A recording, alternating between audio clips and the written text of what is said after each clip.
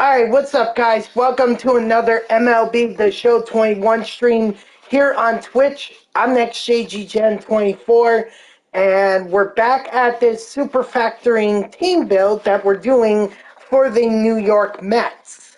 So, if you guys recall, I started this probably last week.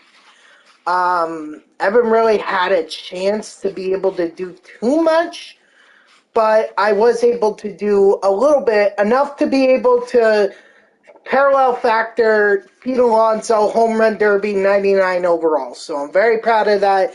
We now have 3 Mets players that are super factored. So that's pretty good. You know, but we still got a ways to go.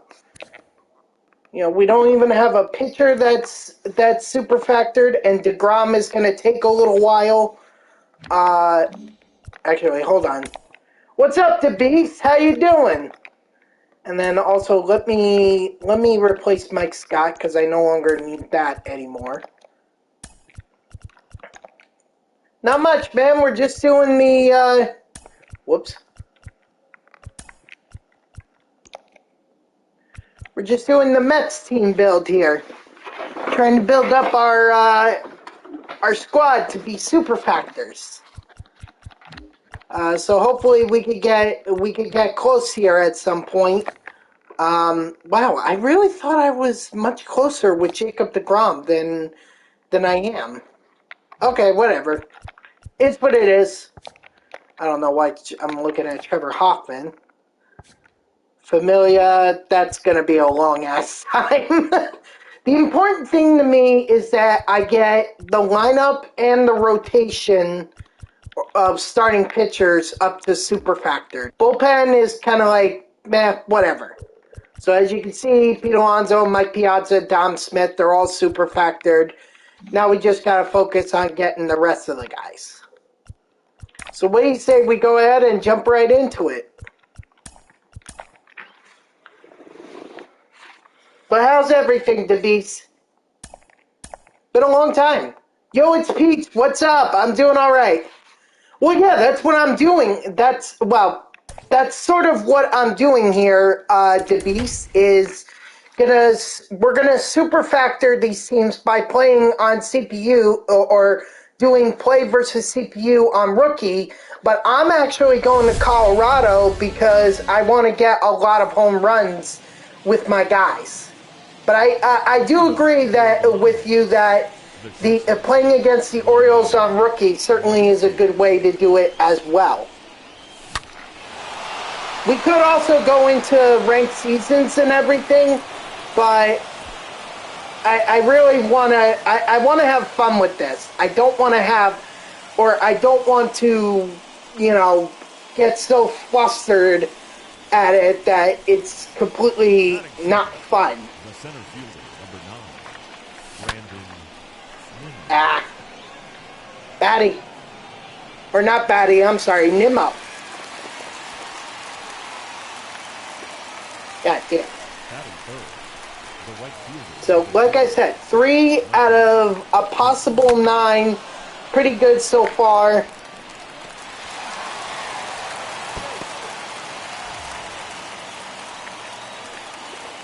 But we still got a ways to go.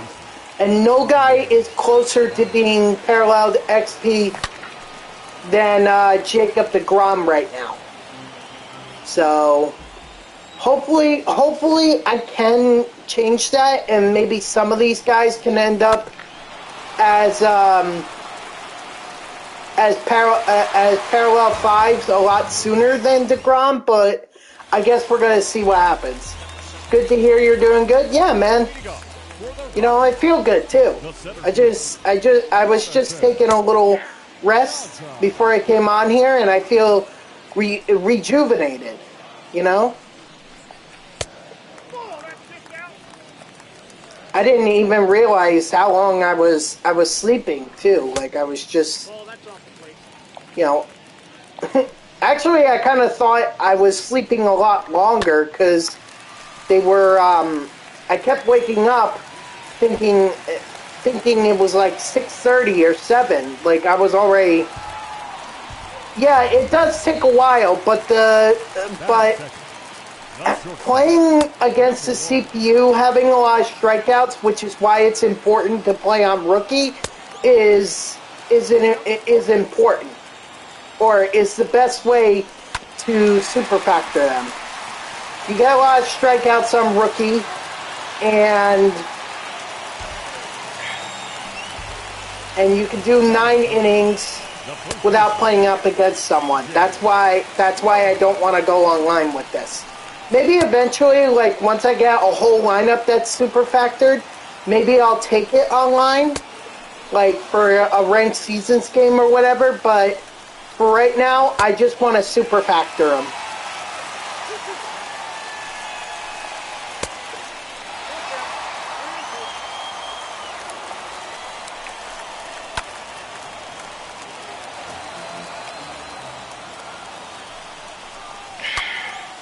But how's everything for you, Peach? Is it good? Or yo, it's Peach. Yeah, I think what also helps with superfactoring is events. Like, events aren't as long, and they would certainly help. Like, they're not as long, but you could still get a lot done. Oh, good. That's good to hear, man. Yeah, of course. I never want anyone to think that I don't care about them. You know, it's good to hear that people are doing well.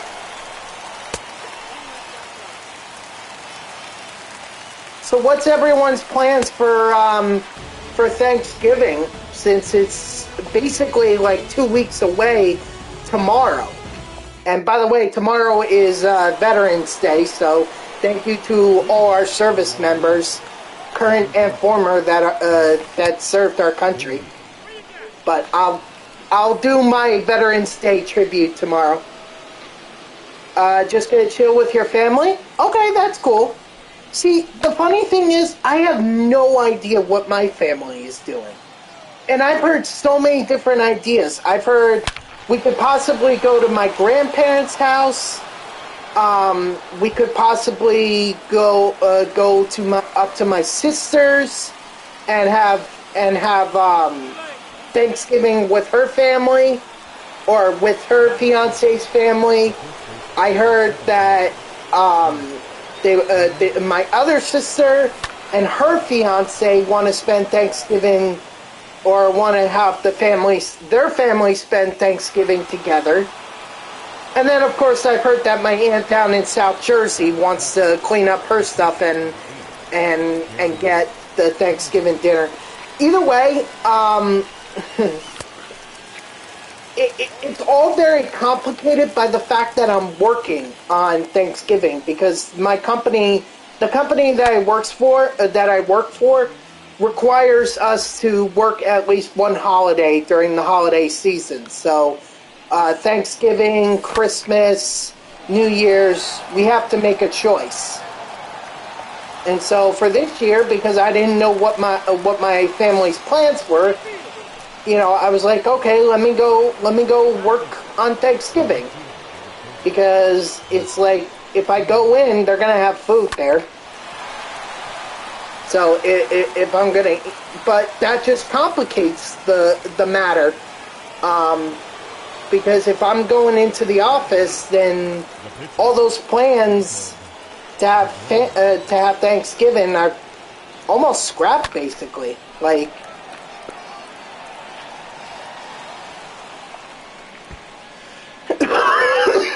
excuse me. Oh, come on, make it. Ah, damn it. Who was that? Was that DeGrom, or was that Floyd? Leading up for the Rockies, the third baseman. So, it's like, if I go to my grandparents, I mean, the problem is they live in Western Jersey, so I'm going from New York City to Western New Jersey. And that's quite a ride. Even just getting to the area where I live is about a 45-minute train ride. So I can't imagine what what going all the way to the other end of the state would be. As for my as far as Thanksgiving with my sister's family or my sister's fiance's family, that can't happen, at least not with me, you know, because that would be up in Vermont, and I obviously cannot go to Vermont because I would have to work that day, and I'd have to work the following day as well.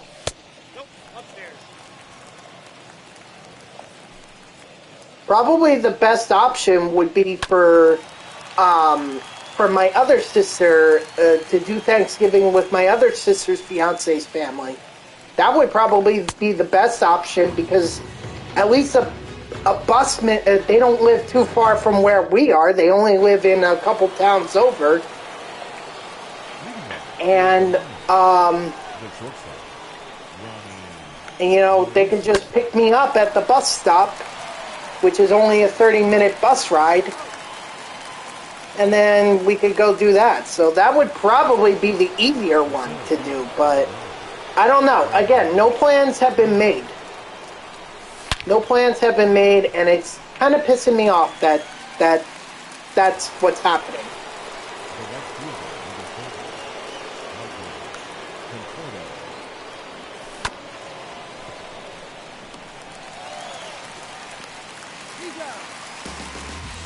Man, that didn't take long at all. Holy shit, my hitters suck today. Like, this is very unusual. I know that this Mets lineup doesn't exactly scream power or anything, but I mean, Jesus Christ. At least there should be a lot more runs scored than this.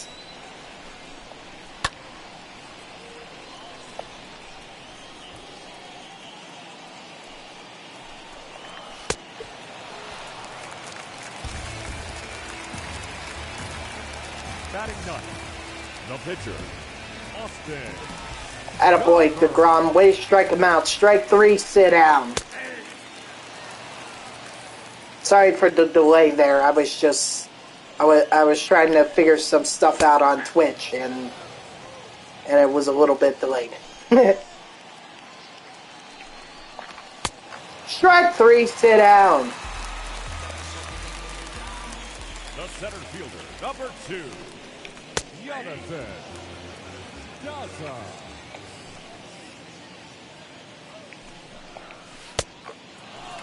Down 0-2. All right, come on, DeGrom. I hope that like one day they'll have jerseys for in MLB The Show, because they always have these hats that are dedicated for Memorial Day and everything. I hope they eventually put those into the game, because if we're going to do Veterans Day tomorrow, it would be so cool to have some military jerseys to be able to wear. But I want specifically Mets. I don't want to wear the Padres camouflage jerseys. Like, I want something that has the Mets on it that's camouflage or whatever. That would be really cool to have. And that's going to be a pop fly or fly ball to center.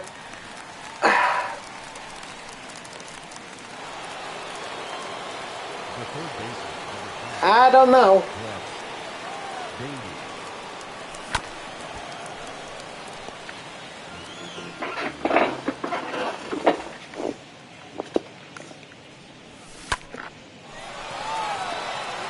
Oh, don't do that to me, crowd. Damn it, they trolled me. They made me think somewhat that a little that ball was getting out of here.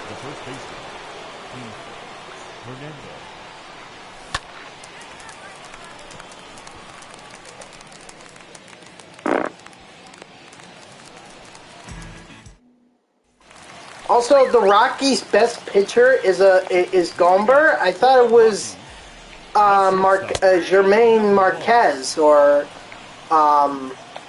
something great. Like, why is Gomber the top pitcher? Because I threw my top pitcher at in Jacob deGrom. Ooh, what a play! Attaboy, Batty! The first baseman, number 25, CJ Crow. 0-1's the count.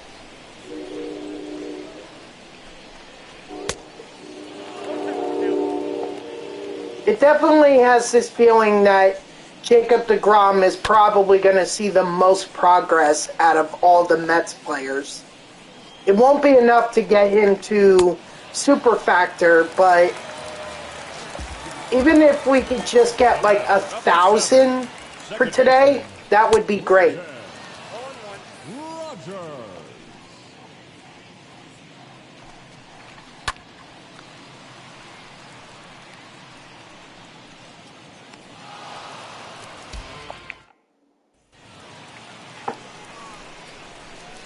Leading off for the Lions, the catcher, Gary Carter.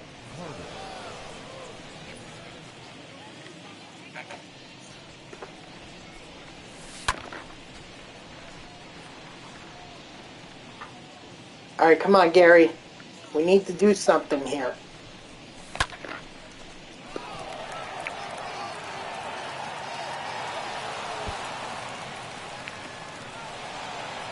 I'm probably going to regret this. 39 speed, I mean 29. Oh, apparently not. Okay. Zoop. No, okay, I'm not going to zip up.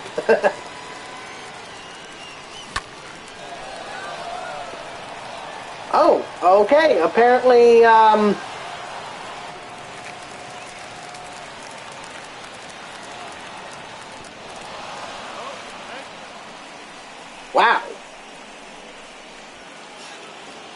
Now batting.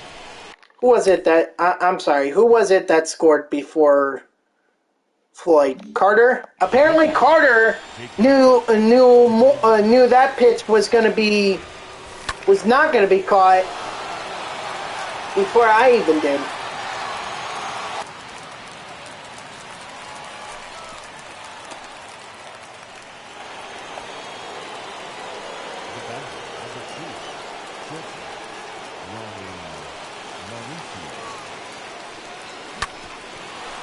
Attaboy, Mauricio.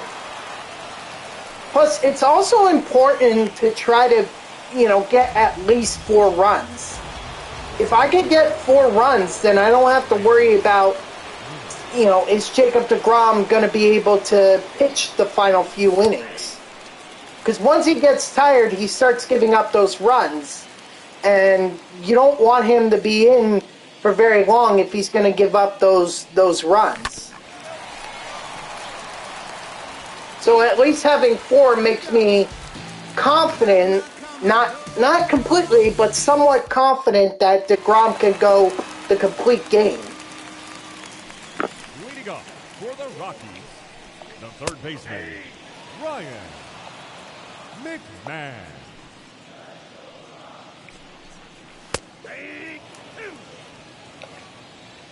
I got the count. 0-2.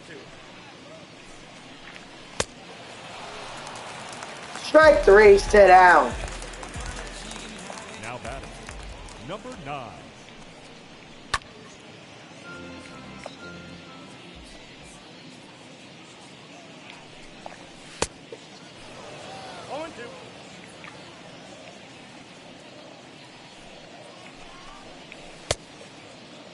What do you got?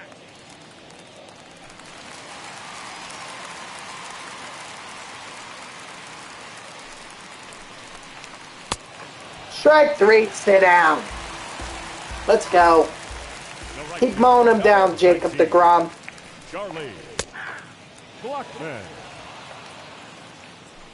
And especially at a field like Coors Field where home runs are going all over the place and everything, it's good to have that extra run support.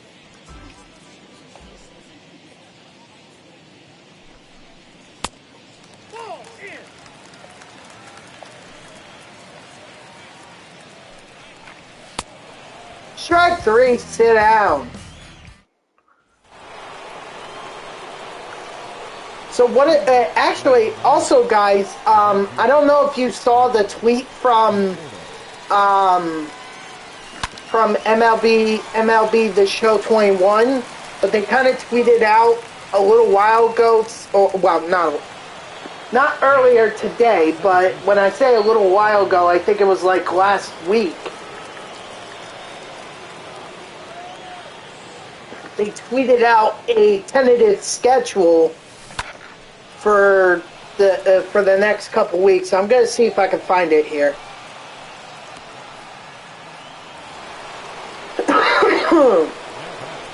Oh, well, they did release some of the cards that are going to be in the ninth inning ninth inning flashback pack, including 2019 Finest Matt Chapman, 2019 Finest Jack Flaherty. This is in the Classics, by the way. The Classics pack, which you get at 175. So that's interesting that they released that.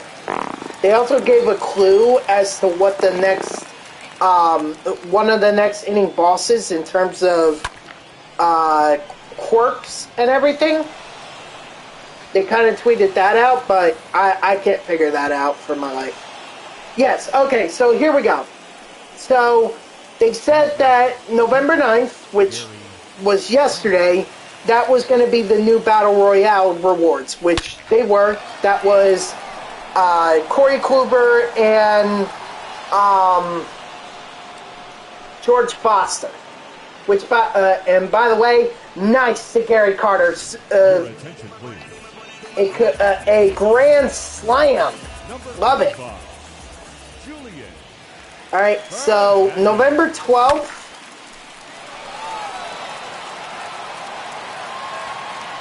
November 12th, that's obviously going to be the ninth inning program. That's when we're going to get that. 2 new bosses. Oh, 3 new bosses. Yeah, blah, blah, blah. Attaboy to Grom. And then, of course, this is probably what got me excited, which was Team Affinity Season 5 on November 19th. So that is a week from Friday. I mean, it doesn't really get any better than that. I've been wanting a new Team Affinity season since I finished up on, well, even before I finished up on 4. Not that there was anything wrong with 4, but it's like I want these. I want to see if they're finest. Now, according to what this tweet says, this little graphic, there are going to be new legends and flashbacks, and there's also going to be collection. Oh, I'm sorry. Along with the Team Affinity season, there's also new legends and flashbacks collection rewards. So apparently, we're going to get another collection reward, which would be awesome. But I'm hoping that Team Affinity 5 is going to be the finest cards, like the finest for 2021.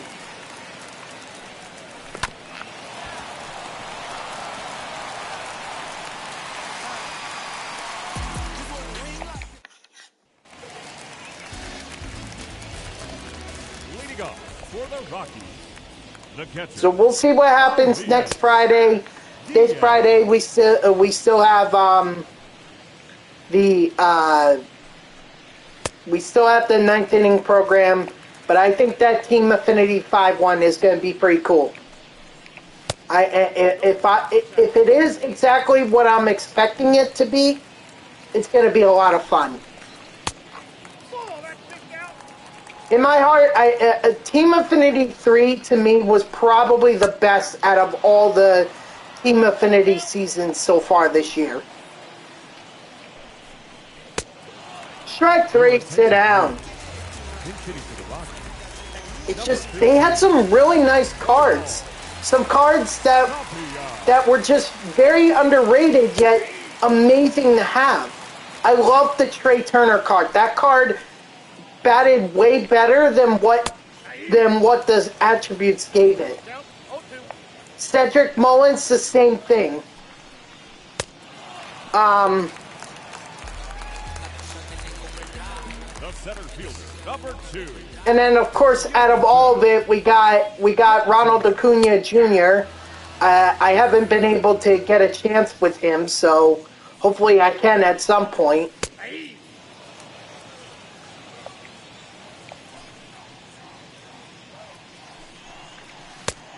But it still remains to be one of my favorite Team Affinity seasons this year. I just hope that Season 5 can top it.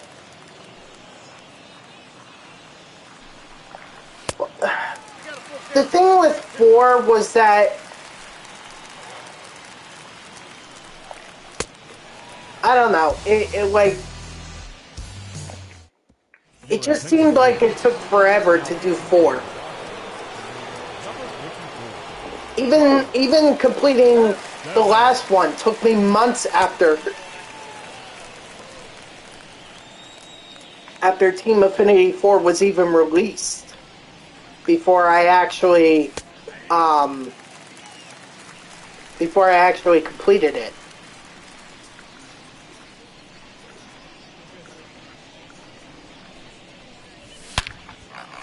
Oh, batty. Hot damn.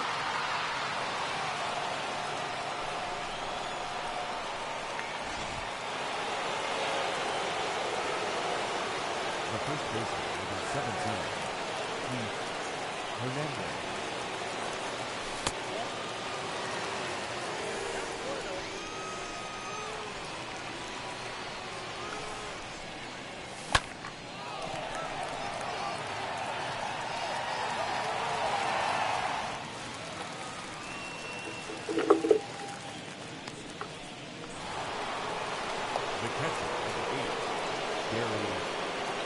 Let's see, what else is big in terms of the Mets? I heard Scott Boras was claiming that Conforto was getting a lot of interest in terms of free agency and everything.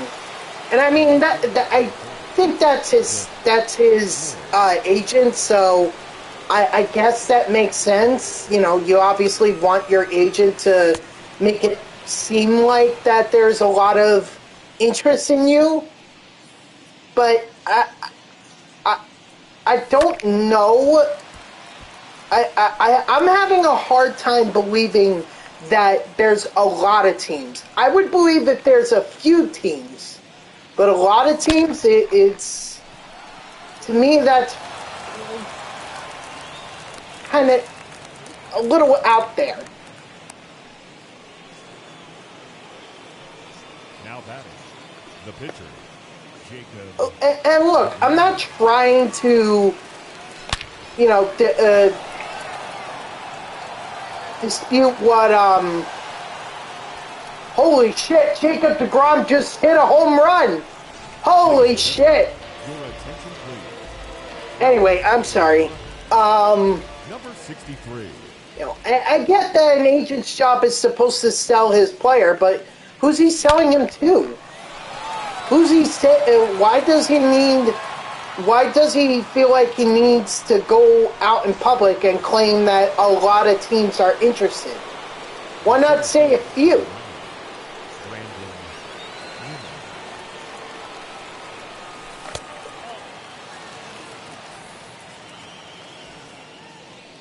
So, and I'm not trying to harp on Michael Conforto's abilities. If he really does have a lot of interest, and the team that he goes to ends up ends up being the right fit for him, I mean, Godspeed for him. Really, I'm not going to wish ill will on him. I would certainly never do that. It's just that I feel like his agent is overselling him, and I'm just having a hard time buying what Scott Boras is saying. That's all. Again, if there is that much interest in Michael Conforto, again, Godspeed, and that's amazing to hear. But if there's not, then at this point, Boris is just lying. And it's like, you don't want to oversell your client. You do that, and then none of the teams end up signing him. Well, where's he going to play?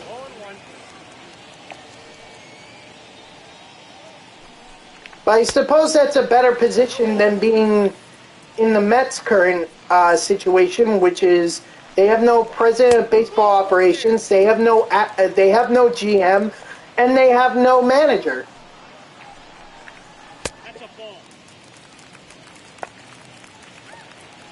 I don't know how they're going to be active this season when this off season without those three key front office positions filled. I just don't know. Strike three, sit down. The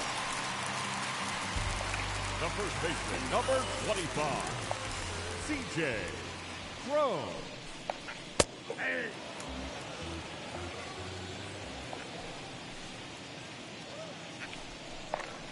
Oh, that's upset.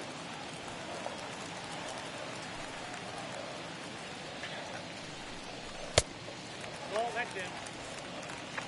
And then I also saw somebody, I saw like a report, one of the reporters covering the Mets for a media outlet here in New York, or in New York City and everything. He was basically like questioning the Mets' decision to to give Noah Syndergaard the qualifying offer. No matter, number 7. Instead of someone like Marcus Stroman. Roger. Now let's understand something. Marcus Stroman was vital to getting back onto the roster. I mean, if you think about it, without Stroman, who our best pitcher is Carlos Carrasco, probably, because David Pearson is out, Jacob deGrom is out, and there's no Noah Syndergaard. So Stroman was very key for the Mets this year, even though he finished with a very horrible record. But that's not his fault. Actually, it is, but either way, the Mets needed Stroman. And to suggest that the Mets overpaid by offering Syndergaard that one-year deal, look, if it doesn't work out, it doesn't work out. But Noah Syndergaard, we don't know what he's going to be like when he comes back from injury. We don't know. We don't know if he's going to be like Zach Wheeler, who just had a phenomenal year for the Phillies this year. I hate to admit it, but he lived up to his contract this year, and he's a Cy Young finalist.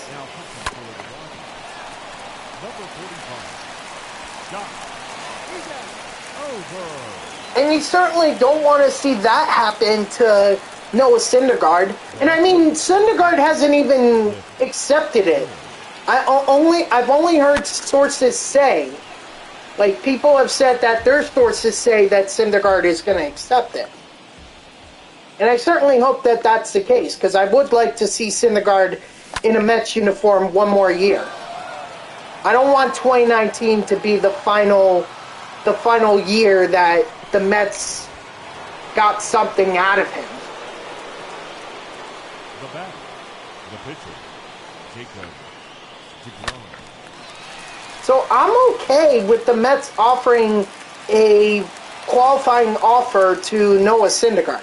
I'm okay with that, actually.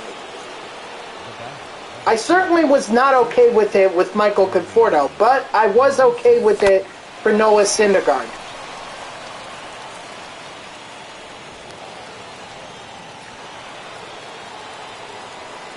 I mean, certainly not the worst thing we've done.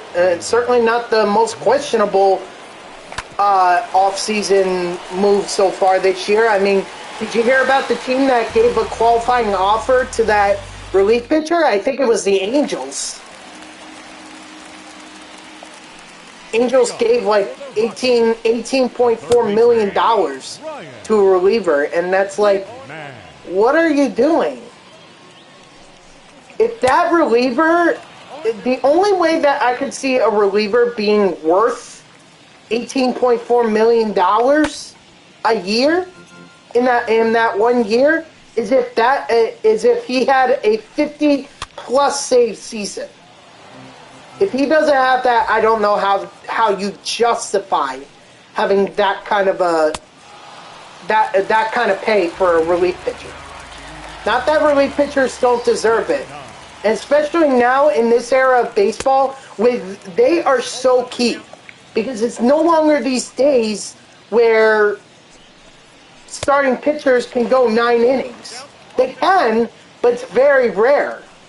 And we're having to go to bullpen much sooner than I think a lot of people ever thought. God, I miss the days of the early 2010s where it was considered normal to see a pitcher throw 7 or 8 innings.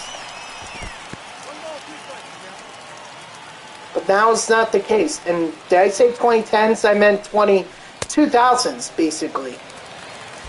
2000s is when a lot of those pitchers were starting to, or those pitchers were pitching 7 or 8 innings to start.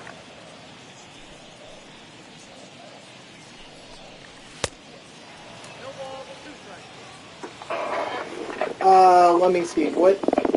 I got the 2-seamer.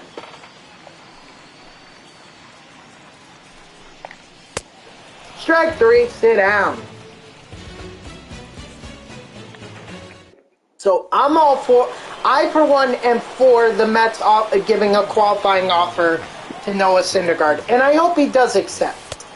I want to be able to see this rotation have Syndergaard in it again.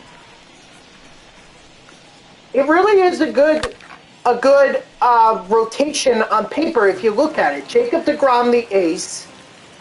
You can either have Stroman or Syndergaard as you can have Syndergaard and Stroman as 2 and 3, and then you're going to have David Peterson back at some point, and then you can have Carrasco, or if you really feel like that Taijuan Walker is improving, maybe Taijuan Walker's in the 5th spot.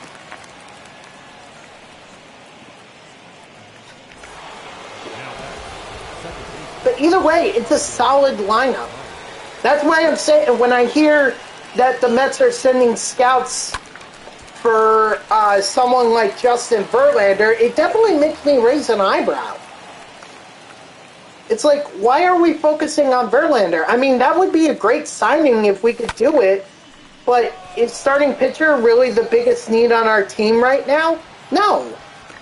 The biggest need is we need an improvement at third.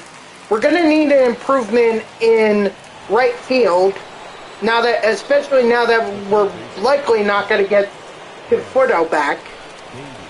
And we need some bullpen help. Those are the 3 priorities for me heading into this offseason for the Mets. A third baseman, a right fielder, and a bullpen arm.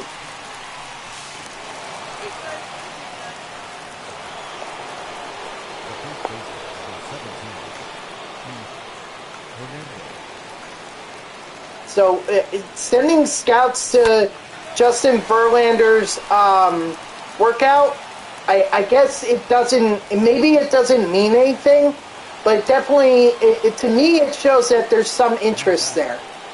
And we know Verlander's going to command big bucks. The Mets cannot compete in a division that has Ronald Acuna Jr., Freddie Freeman, Bryce Harper, JT Realmuto, Zach Wheeler, and all those guys. We can't compete with the current lineup that we have. We need more firepower in the field.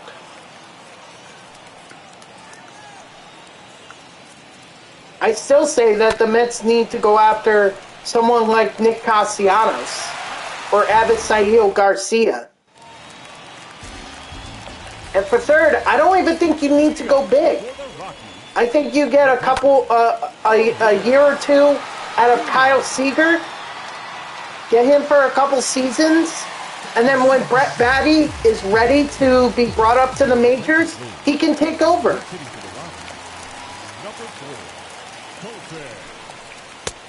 Welker.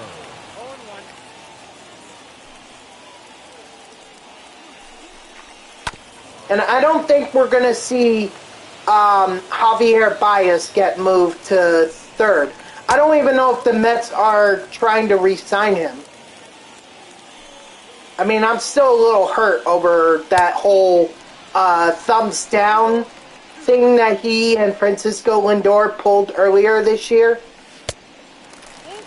You know, I gotta stand by my statement that I don't think that the Mets should re-sign him because of that.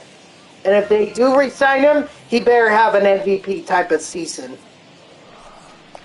He better.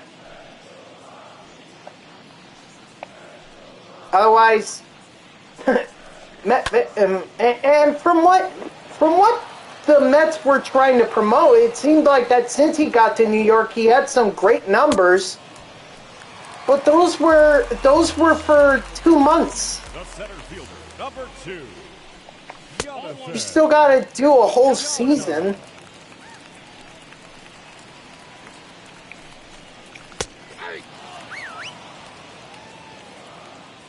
You know, you can't base a player's performance based off of a couple months. You know, you would think that the Mets would have learned that mistake with Yoenis Cespedes. The only difference is Cespedes then actually played like an MVP. And he was a difference maker for the Mets in 2015. He really was. Baez? Number 1. I didn't get that sense that he was the guy. He was the guy that was going to lead. I did not get the sense that he was the guy that was going to lead the Mets to a divisional title once we traded for him. I thought he would certainly help, but I did not get the feeling that he was that Yoenis Cespedes type of player.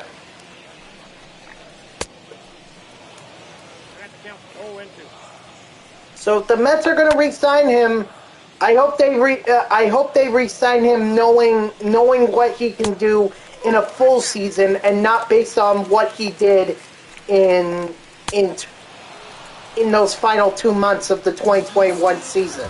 Strike 3, sit down, game over. Attaboy, Jacob deGrom.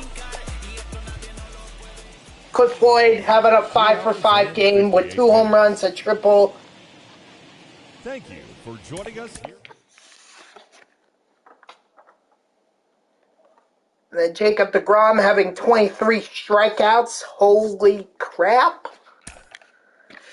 Oh, there we go. Javier Baez to Tier 2. Ew. Ivan Nova. Yeah. So now it looks like that Baez joins Michael Conforto. deGrom and Mauricio remain the players that are closest to being paralleled XP. So you see there like 435 from deGrom in terms of parallel XP. You know, you do a few games, you could get that up to 1,200, or I could get that up to 1,200 by the time I'm done with this stream. And that's what my ultimate goal is just get Jacob deGrom into the 6,000 so that he can be even closer. And the next time I do this,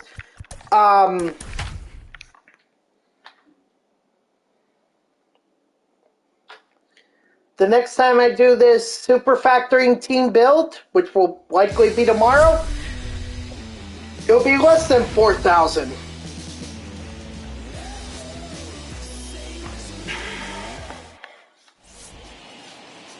Well, actually, it is already less than 4,000. Maybe he'll get to less than 3,000. Mauricio. First pitch, 1 o'clock.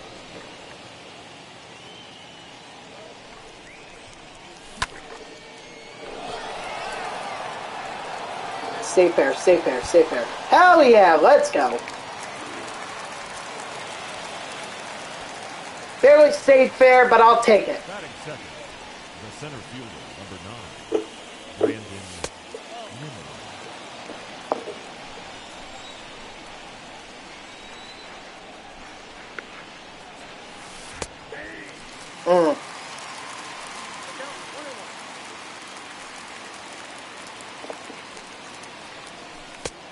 Say, weren't they supposed to release the winners of the Silver Slugger today?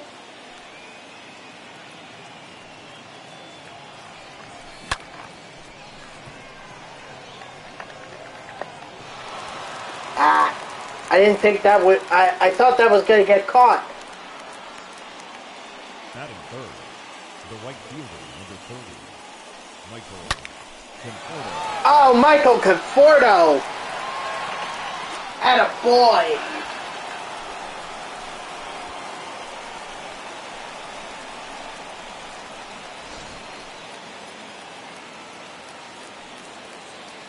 Batting fifth, the second baseman. I may just want to grab my controller before he throws the pitch. You know, just a thought.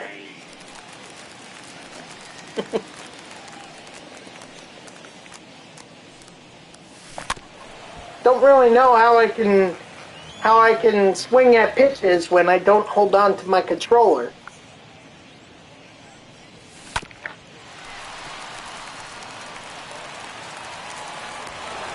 Oh, he's safe! Wow! Way to hustle, Bias. The third baseman, number 5, Brett Beatty.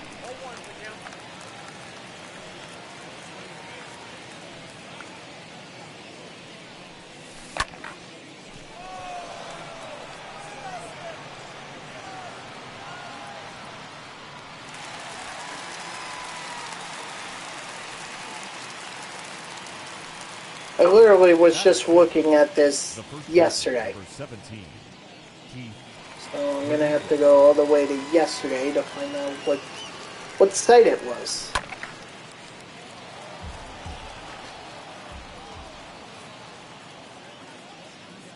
Here we go. Got it.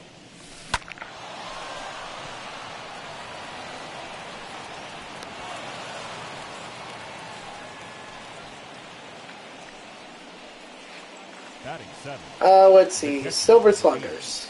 Gary. Yeah, no. Tomorrow at 6 p.m. Okay.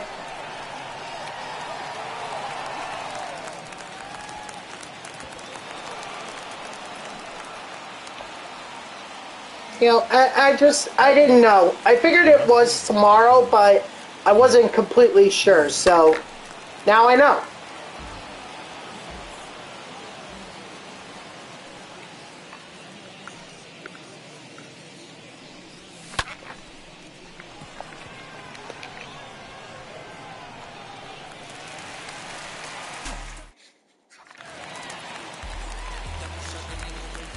Leading up for the Rockies, the center fielder, Jonathan Piazza.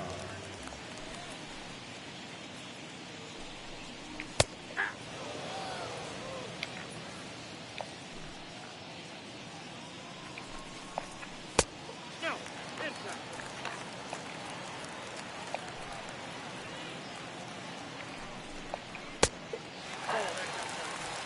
Come on, DeGrom, don't walk the first batter. Full count. 3-2. Strike three, sit down. Batting second, the shortstop, number 1.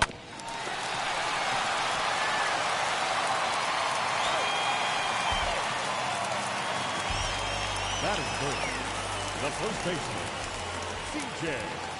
Crow.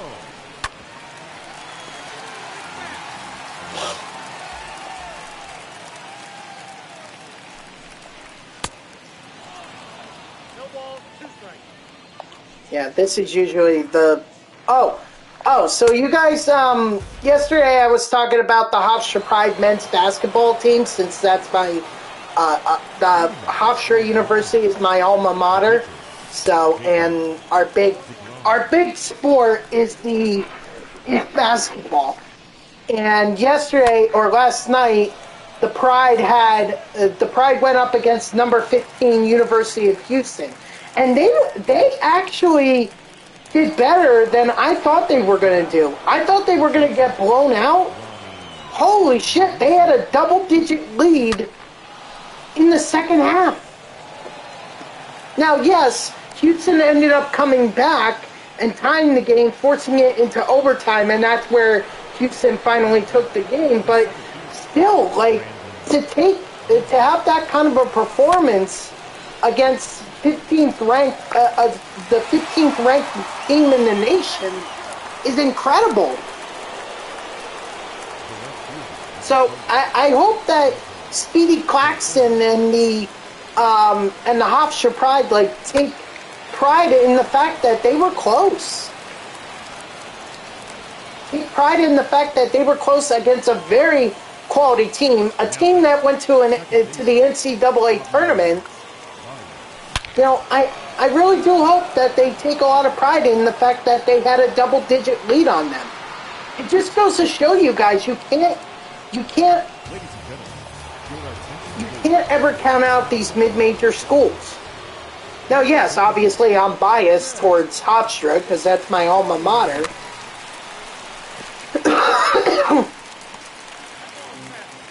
But, and this is really why I hate the idea of rankings for college basketball, because to me it's pointless. I mean, why tell me that a team that is why tell me a team is ranked 20th in the nation if in the first round of the NCAA tournament they end up getting eliminated or whatever?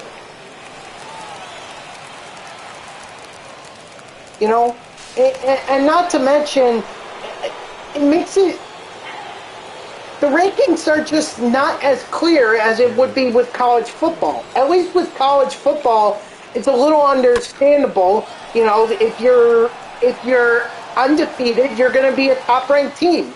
If you take only one loss, you're going to be in the middle of it, but you're still going to be ranked.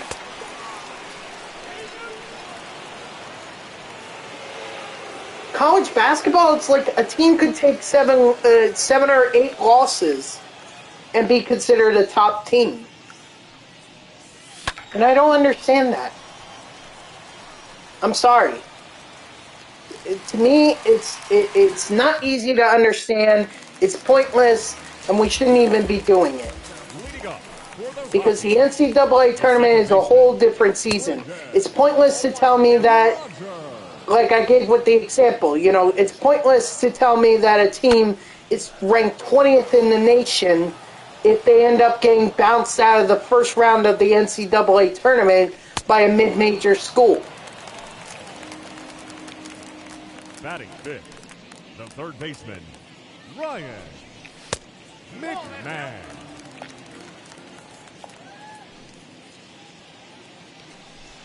But either way, I'm still proud of what Speedy Claxton and the Hofstra Pride men's basketball team accomplished.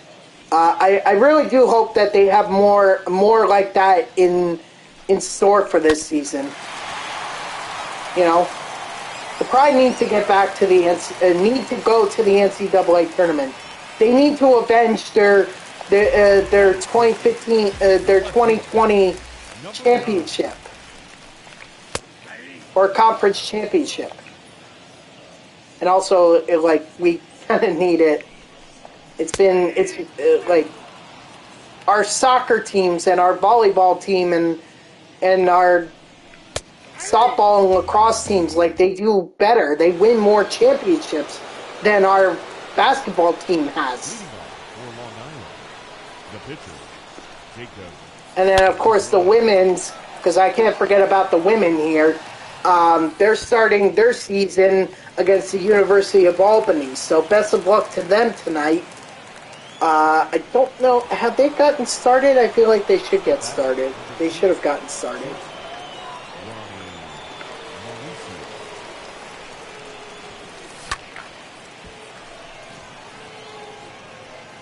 Nah, I'm not sending DeGrom. Screw that. Yeah, they did get started. Let's see. University of Albany ahead 12-2. First quarter, 4:44 left. That's according to the Hofstra women's basketball Twitter account. Oh, wait, hold on. Nope, yep, that's okay. So, best of luck to them. You know, and hopefully this could be the start of a good season. I remember when I went to Hofstra, like the big buzz for women's basketball was this girl named Ashane Durant. She was like a 5-star recruit out of New Jersey, and people were like saying she could have gone to any top program in the nation, and she went to Hofstra, and everyone was talking about she was going to be a difference maker for them. I mean, unfortunately, it didn't. She didn't. She was good, but she didn't live up to all the hype that was built around her.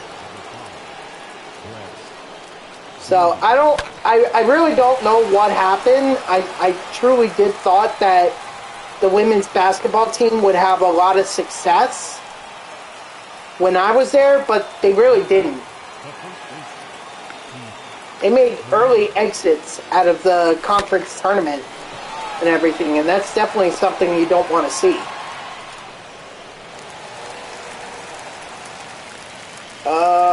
He might be good. Oh, no, he's not gunned. I don't know how Brett Patty's not gunned, but okay. Either way, best of luck to the Hofstra women's basketball team tonight.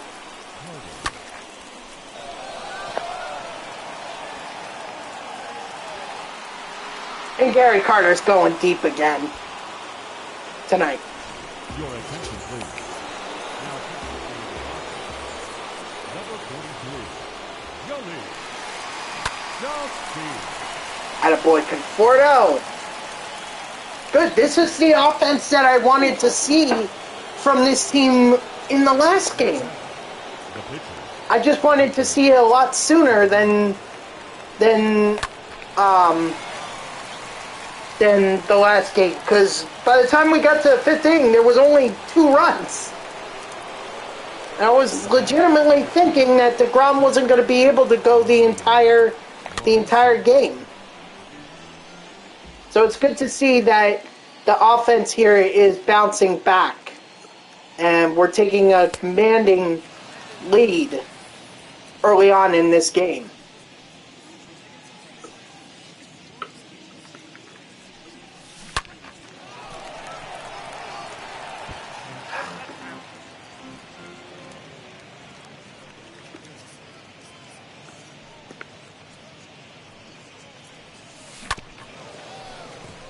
Uh-oh. Oh, well.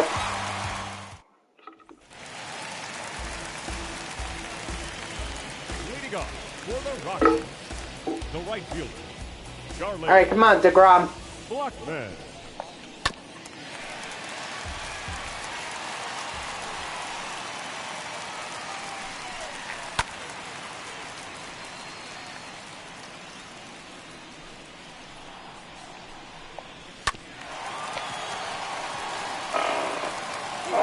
So what's going on? What else is going on in the world of sports that I could talk about here? Let's see what ESPN. I'm not really interested in the. I'm not interested in the lawsuit against Dalvin Cook and everything. We need to figure out what happened with that. Okay, because it's really a matter of his word versus her word, and obviously this is an ugly situation because both are claiming physical and mental abuse by the other. So that's a horrible situation that needs to get to the bottom of. Clearly, these two, Dalvin Cook and his girlfriend, should have never been together. This is very horrible from what I'm hearing about these reports and everything. Breaking and entering from accusations from Dalvin Cook, the physical harm against the girlfriend. That's the accusations from her. it's terrible. It really is terrible. Let's see. Leading off for the Lions, the center fielder, Brandon Nimmo. Attaboy, Nimmo.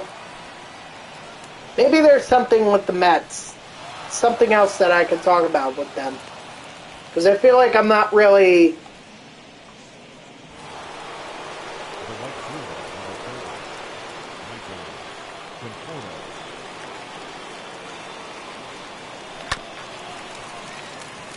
I feel like I'm missing something from them.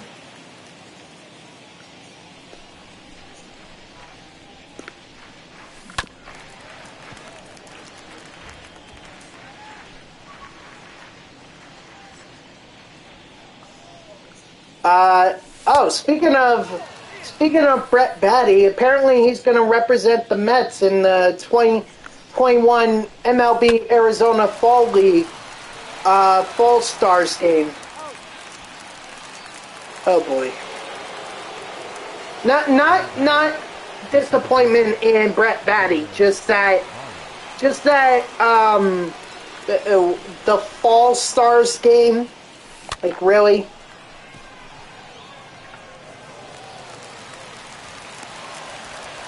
Oh, Christ.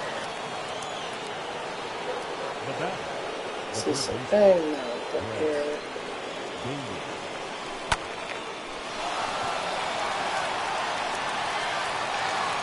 Yes, go, go, go, go. I want you scoring. Go, go, go.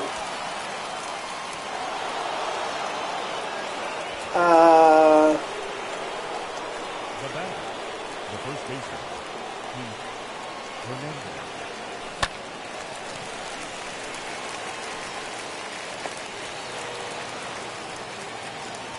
Sorry, I wasn't sure there. Tribute to Pedro Feliciano. Oh yeah, that actually reminded me, guys. I don't know if I touched on that this week. I thought I did, but maybe I didn't. So Pedro Feliciano was a left-handed pitcher for the Mets in the early to mid 2000s for the Mets, and even into actually throughout the 2000s he was a pitcher for them.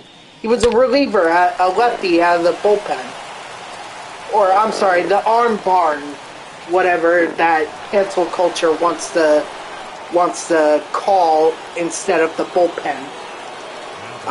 But that's something entirely different. I think I already talked about that whole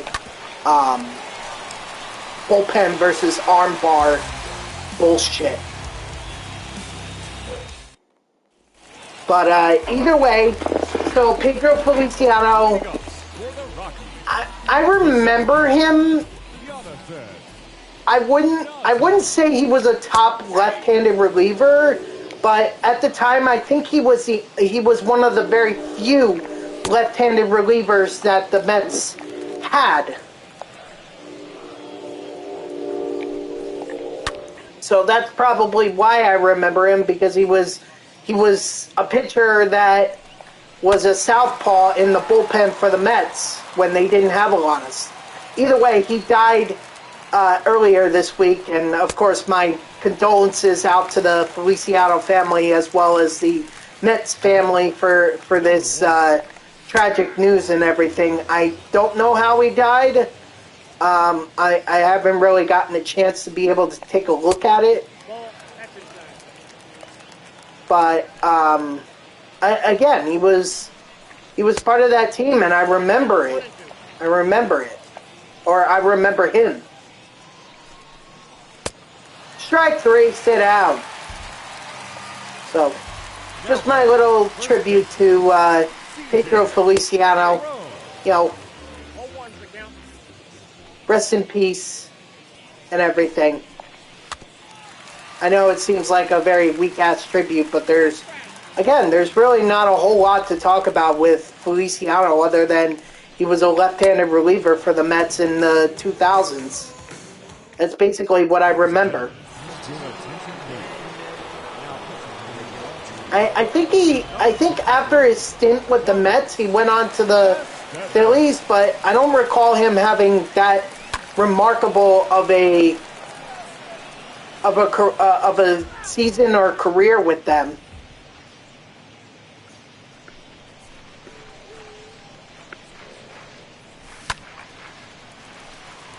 But that looks pretty much about it in terms of the Mets. What happened this week with them and everything.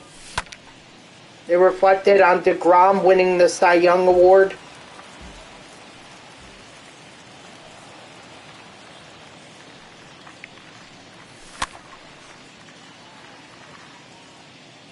Apparently, there's a new documentary on Gil Hodges. Basically, like trying to. I guess people are still trying to make the argument that he deserves to be in the Hall of Fame.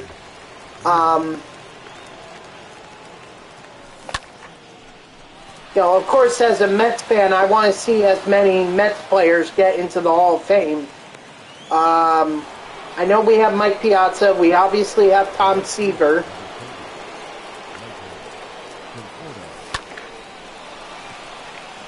And maybe there are others that I'm forgetting about at the moment. Let's see.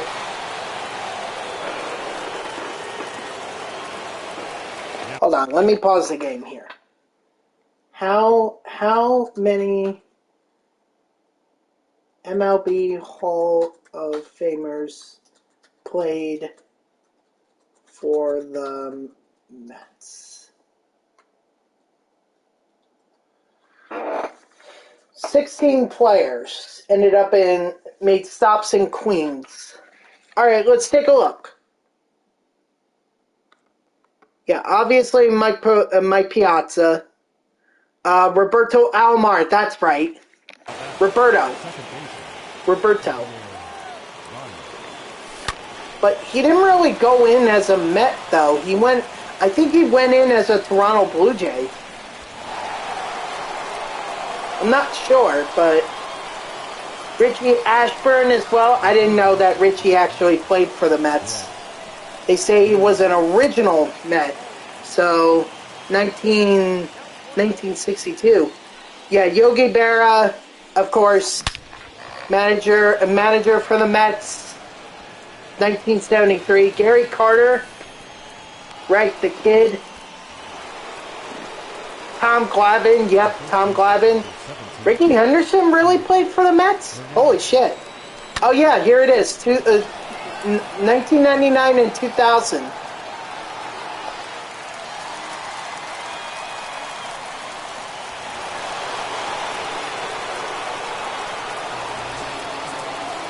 Pedro Martinez, yep, that makes sense. Wow, I can't believe I forgot all these guys. Willie Mays.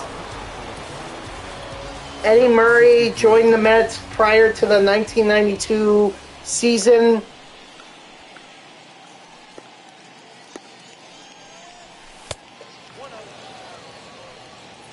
Nolan Ryan, yep, started his career with the Mets.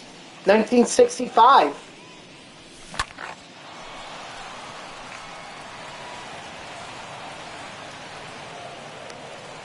Yeah, I mentioned Seaver. Duke Snider. Oh yeah, because last year Duke Snider, I think he had a flashback card with the Mets. It was like a veterans or a rookies. It was not a very highly rated card. I can tell you that. Warren Spahn, Casey Stengel. Joe Torre, yep, Joe Torre.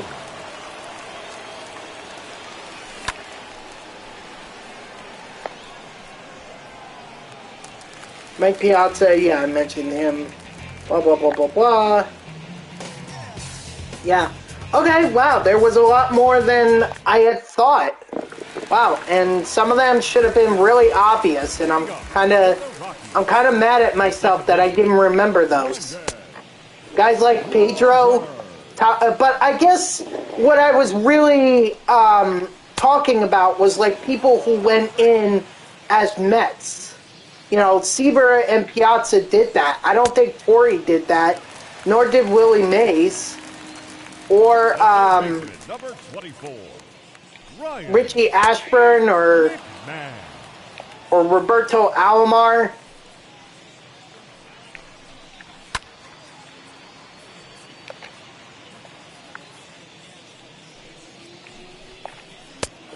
Nope. That's inside.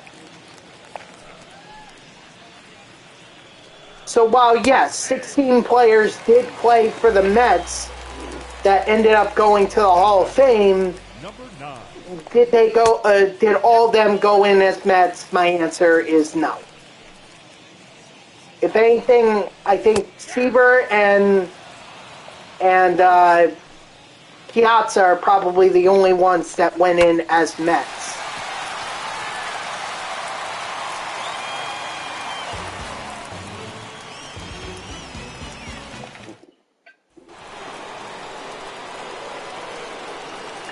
leading off for Long Island, the shortstop, Ronnie Ugh. Mauricio.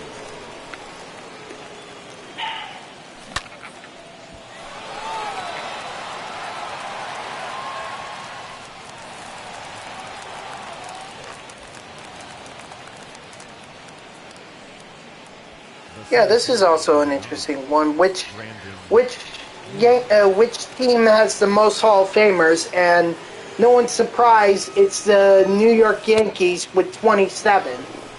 Fall behind them are the Giants with 20, and then the St. Louis Cardinals with 18. Now, I don't know if that's specifically people who went in as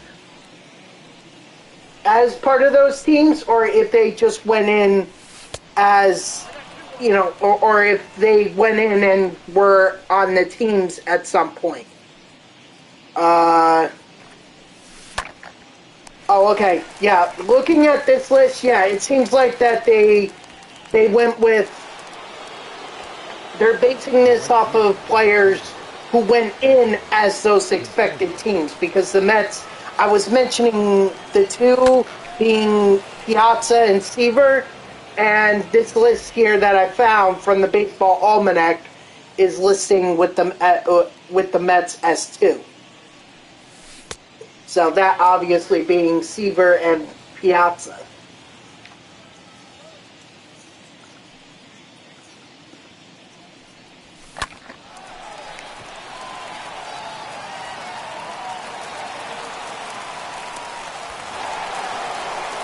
So, okay, cool. How is Randy Johnson not in the Hall of Fame yet? Because the Arizona Diamondbacks don't have anyone. Unless Randy Johnson went in as a different, like, I thought he would go in as an Arizona Diamondback. If he isn't already in. Let's see. Randy Johnson.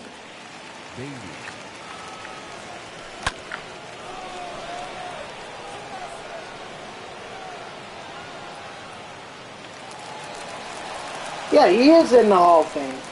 So what team did he go into the Hall of Fame as? The first baseman, number 17, It is the Diamondbacks.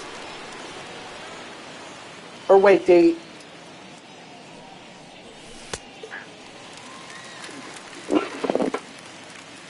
Yeah, on his hat, it looks like that's the emblem for the Arizona Diamondbacks. So how can they say it was only the catcher, number 8, Gary it was only, how can it say that the Arizona Diamondbacks don't have one?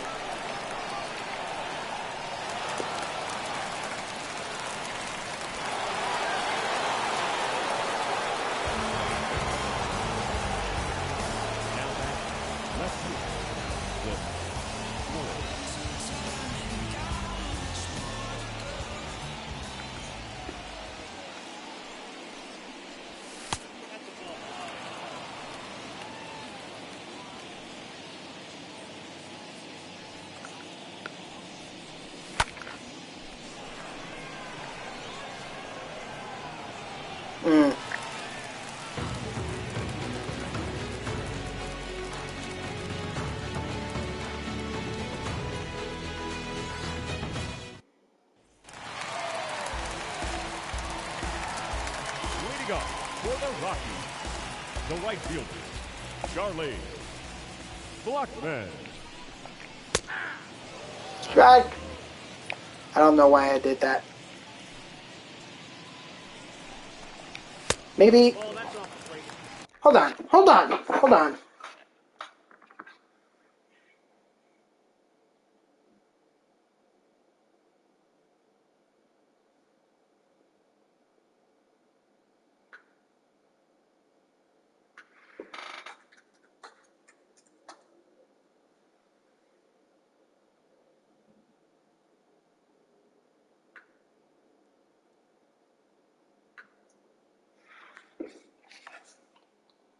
Yeah, Arizona. That's what I thought. So that baseball almanac thing needs to get updated to say that the Arizona Diamondbacks don't have a single Hall of Fame player is completely wrong. The catcher, number 35, Elias Oh, that's Diaz.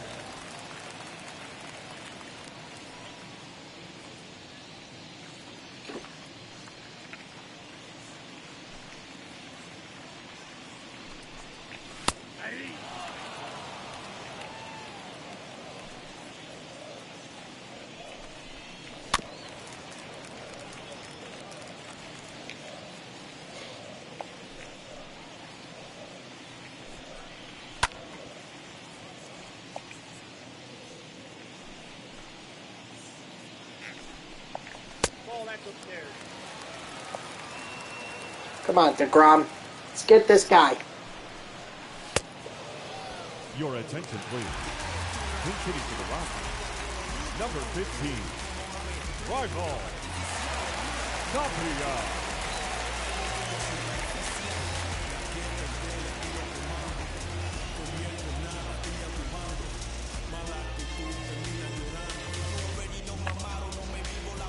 Sorry.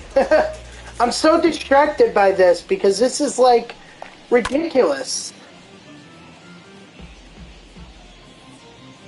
Yeah, this the baseball almanac says that Arizona doesn't have a single player in the Hall of Fame. That's bullshit. They need to update that.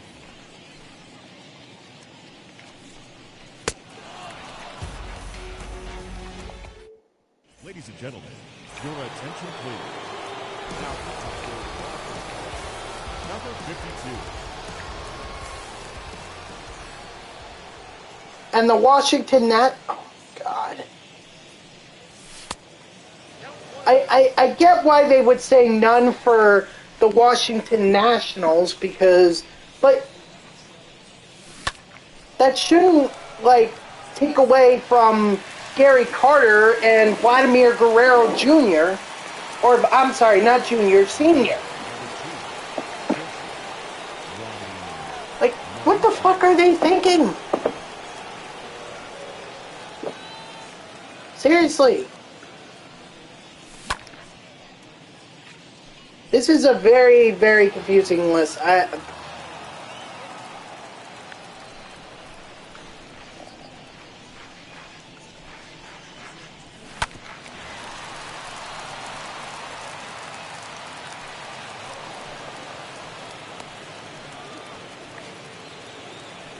Alright, whatever. Now that, the center fielder, Brandon Williams.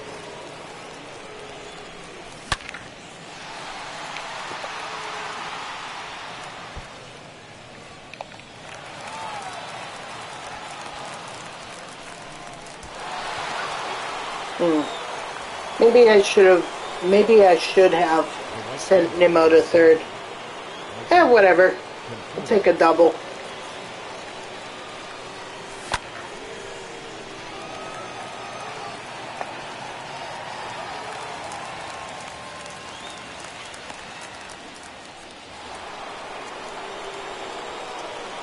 Now that, the second baseman, Javier Ryan.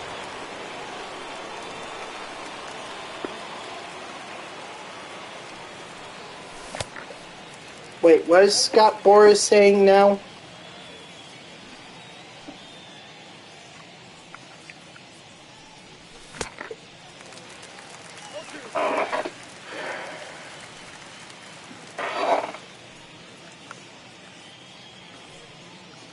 He's saying, Scott Boras is saying that the Atlanta Braves won the World Series because other teams were tanking. I mean, has he not paid attention to the teams that the Atlanta Braves beat? The Houston Astros, for one, they're tanking? No, they're not. How about the Dodgers? Are they tanking? I don't think so. How about the Milwaukee Brewers? Those guys are tanking? No, come on. Ridiculous. This is why I can't stand Scott Boras. He's just a big agent with a big mouth. A bigger mouth, I should say. It's going to cost guys like Michael Conforto their careers. I think Matt Harvey had Scott Boras as his agent, and look what happened.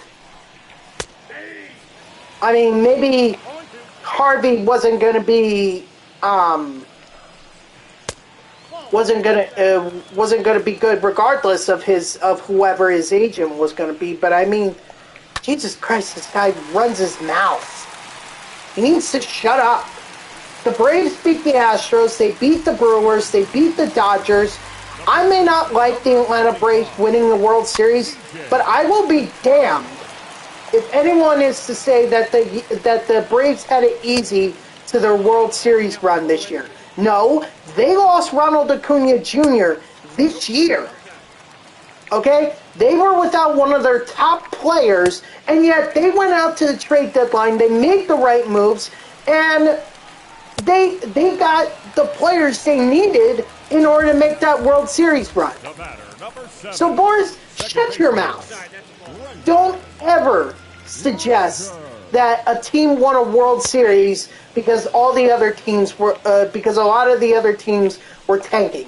The Mets were not tanking; they just didn't have a good season. The Philadelphia Phillies were not tanking because they took over the division from the Mets. So, Boris, shut up.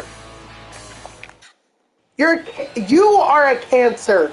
You call tanking competitive cancer, MLB's competitive cancer? You're being a cancer right now.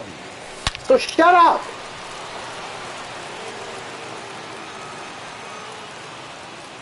You know what would be the irony of this? You know what would be really ironic? Is if Michael Conforto ends up signing with the Atlanta Braves.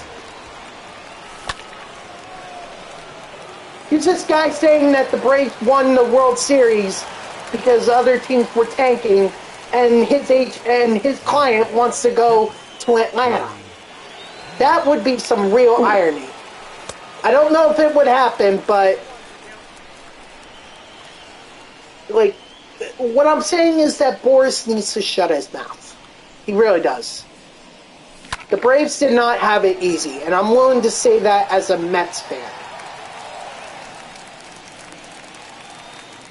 No team should ever have it easy getting to the World Series. No team.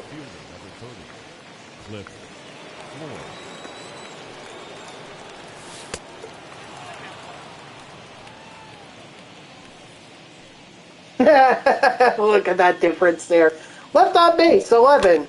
The Colorado Rockies, well, 1. Of course I'm going to have more. The batter, the pitcher, Jacob DeGrom.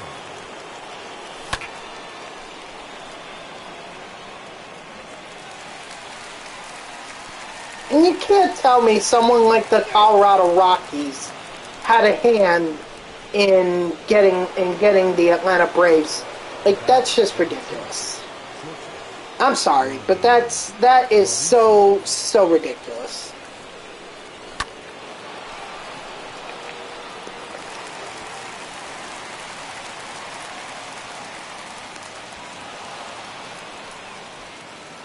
Worry about getting Michael Conforto signed to a team before you start talking about the World Series champs having an easy road. Boris, shut the fuck up.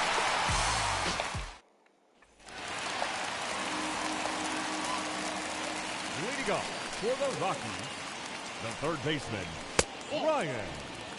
Oh, is it only 8 o'clock? Holy shit. Feels like I've been sitting here forever.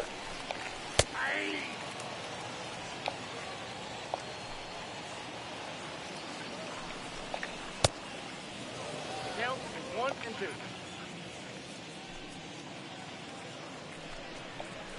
3.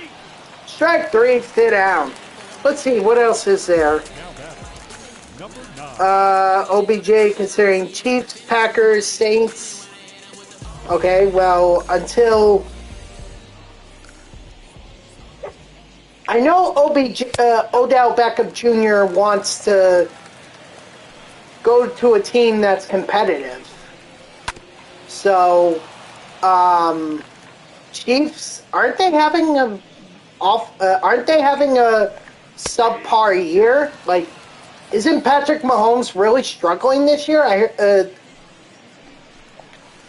Let's see. Kansas City Chiefs are Charlie Blackman. hold on, I actually have to pitch or make this pitch.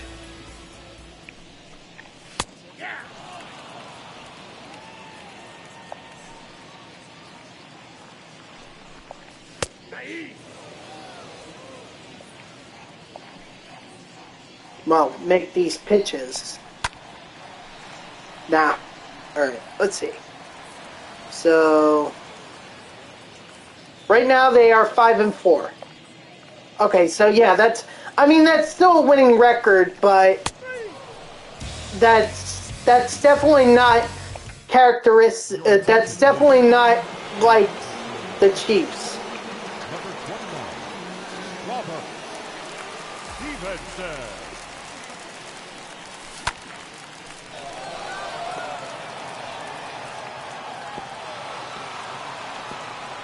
So I don't know about the Chiefs, but I guess you do have Patrick Mahomes there, and maybe Odell Beckham Jr. is the difference maker there, maybe, or maybe he's the difference maker that they might need. For Green Bay, I mean, this is like. I would much imagine that most of their success was because of Aaron Rodgers. So with him being out for COVID-19, who knows when he's going to be back? So now that leaves the New Orleans Saints, obviously without Drew Brees, but from what my friend was saying, my friend runs a podcast, a top podcast, or a podcast on the Saints, and he's interviewed guys like Drew Brees. So, are the Saints good? Or have they had a good season? They're 5-3, so I suppose they've had a good season. Next up for them is going to be the Tennessee Titans.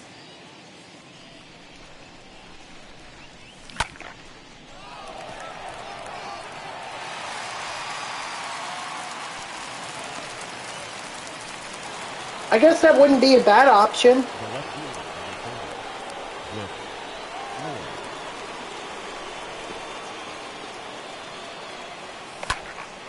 Oof. But Floyd, you're breaking my heart, man. You're breaking my heart.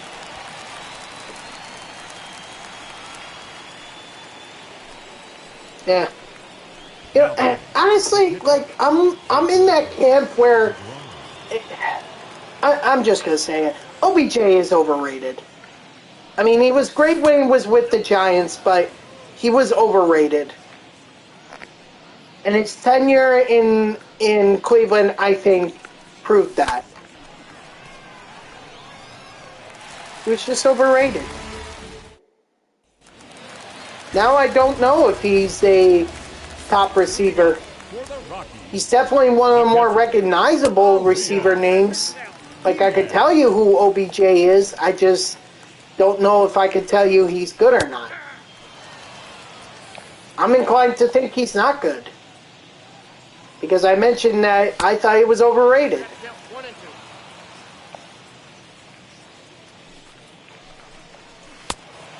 Strike 3, sit down. Now batting, the pitcher, Robert Stevenson. Imagine OBJ turns around and is like, you know what? I want to go to the New York Jets. Like, oh, great. You want to go to the Jets? No, I don't think he would ever sign with the Jets. He wants to go to a team that's competitive. There's no way the Jets are even close to being competitive. And speaking of the Jets, they just named their starter for this week, and it's Mike White. And honestly, I think that's the right decision. You know, give Zach Wilson a little more time to kind of ease into the offense, get back from his injury and everything. Mike White obviously having 400 yards in that game against oh Christ.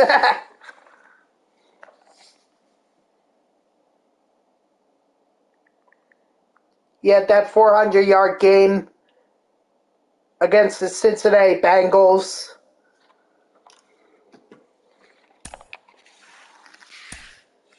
And Brett Batty gets up to tier 2. Keith Hernandez, tier 1, so he's a 99. Gary Carter, tier 2. And look at that, Scott Kazmir. So that's cool.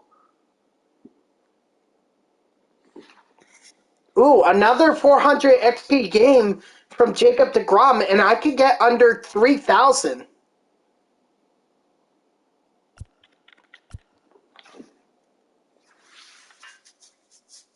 Brandon Nimmo. Look at that. 8 plate appearances with 2 singles, 2 doubles, and a triple. Holy shit. Actually, everyone, it seemed like, had 8 plate appearances. Wow. We just flat out dominated the Colorado Rockies in that game. Damn.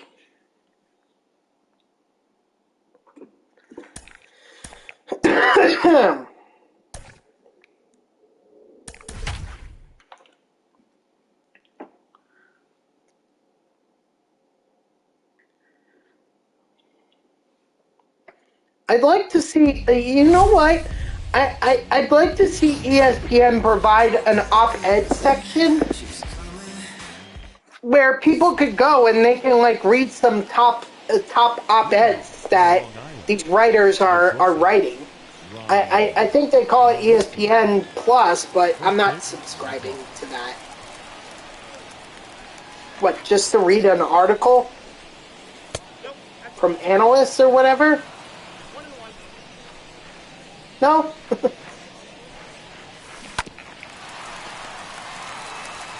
You know what? Let's check out what's going on Mets.com. What are they highlighting?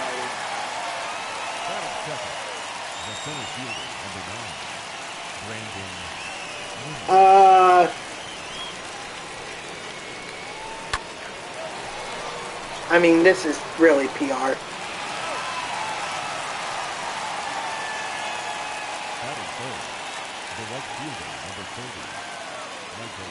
Apparently, Pete Alonso is up for a vote as the All MLB 2021.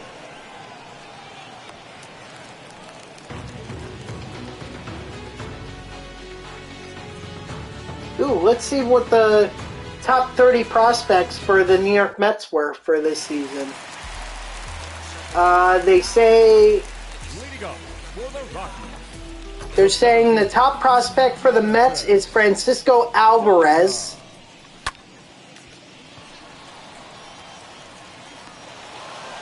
They also say second behind him, Francisco Alvarez is in A+, the A+ league, or single A+. Brett Batty is second in AA, and then right behind him is Ronnie Mauricio at AA as well. lot of their talent, a lot of their top prospects in AA and everything, A+.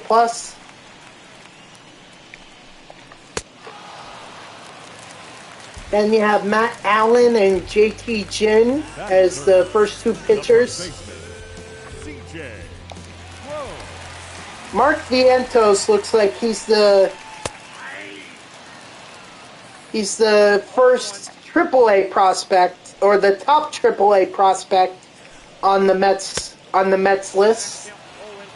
He's third baseman Mark Vientos. And then they list Khalil Lee here.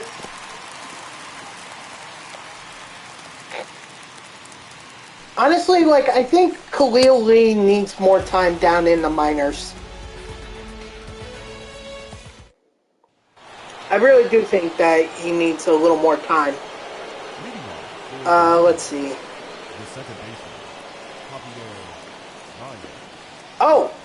Oh, wow. They also have, like, their projected or estimated time of arrival. What do they say here? Who's the closest? Khalil Lee, well, obviously from last year. They're saying Vientos could be up in the majors next year. As a third baseman, that might not be a bad option. But they're also saying that for Brett Batty and Ronnie Mauricio.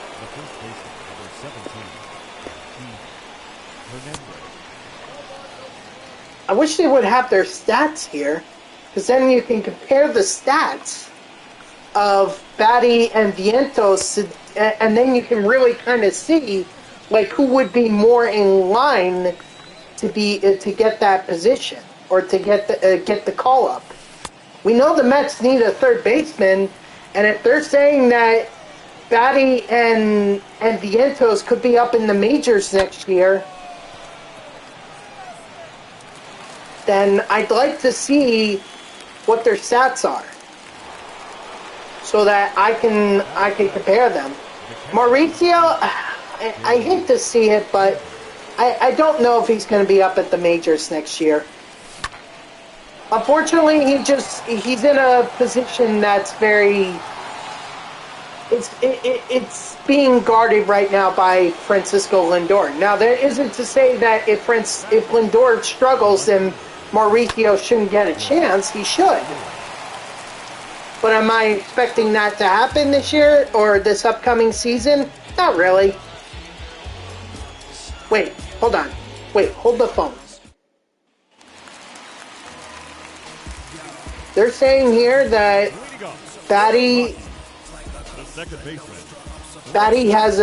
can be an outfielder? Oh. That might be an interesting option.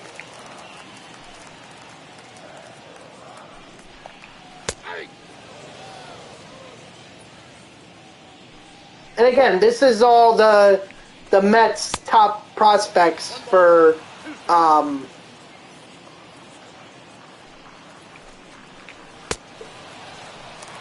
this is all from Mets.com, so I'm kind of taking this as PR as well as journalism. You know, because obviously they want fans to be excited about their prospects. This may not be true at all. Maybe Mauricio and Batty and Vientos, maybe they don't get up to the MLB next season. Maybe they don't. I don't know.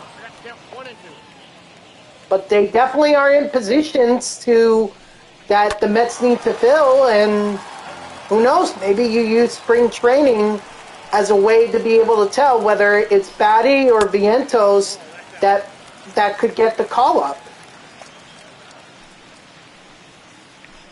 And yes, I'm pretty confident at this point that the Mets are not bringing back J.D. Davis. You know, I think he's good, but I do not think he's the long-term solution for the Mets at the hot corner. Number 9. I just don't think he is. So, you know, we have a couple options here, and Batty and Vientos. Strike three, sit down. Let's see, who else is here that...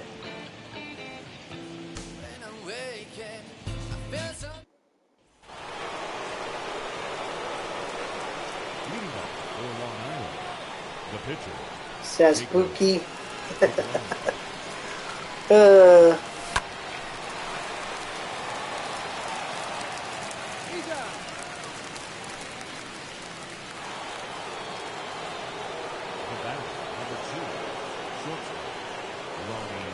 Yeah, they have a lot of these guys. Like, the latest that I see is 2024 or 2025. So they're just looking at a 4-year outlook from here.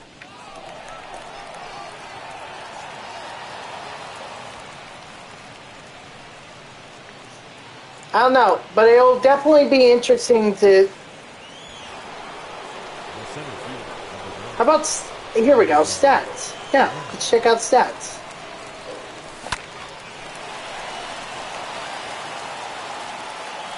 We want the Mets.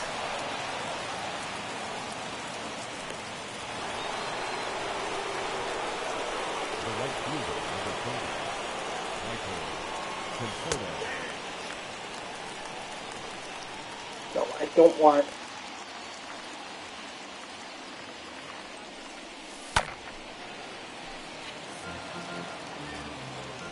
Okay, here we go. We got it. We got the stats. This ought to be good. So, alright, so for the 2021 season, Francisco Alvarez, 24 home runs. Wow. That's pretty impressive. An average of 272. An OPS of 941. Okay, I can kind of see why the Mets are high on him. Holy shit, Vientos had a 936. And Batty was not that far either. He was at an 855. In terms of OPS as well. Let's see, average-wise, Batty had the better year at a 292, with Vientos at 282. On base, Batty, that was a little bit more. That was a bigger gap. A 382 to 353. Slugging percentage, I mean, Mark Vientos just swung the bat. Just listen to this. Listen to this slugging percentage. 583. Batty, 473. Holy shit.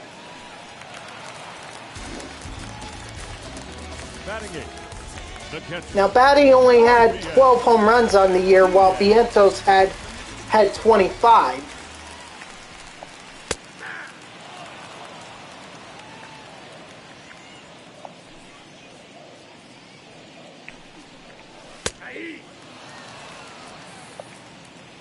I don't know. That's actually going to be a really tough choice for the Mets. If they're going to look to their farm system for their third baseman, you know, someone like Batty or Vientos, I don't know.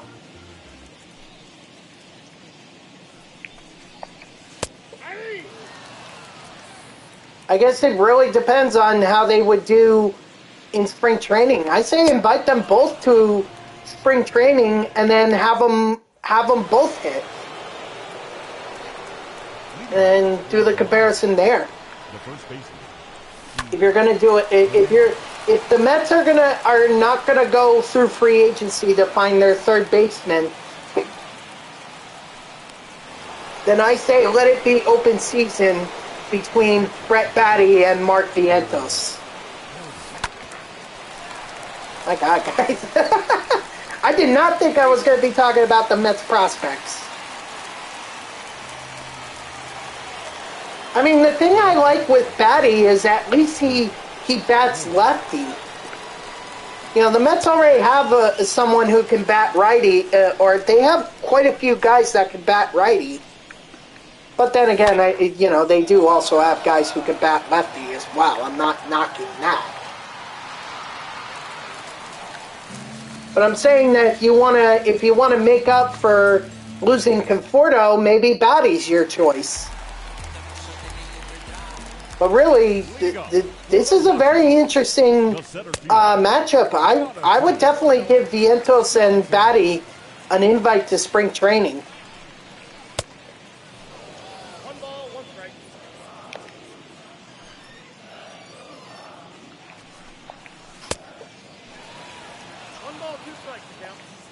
I mean, we know Khalil Lee is probably going to get an invite as well.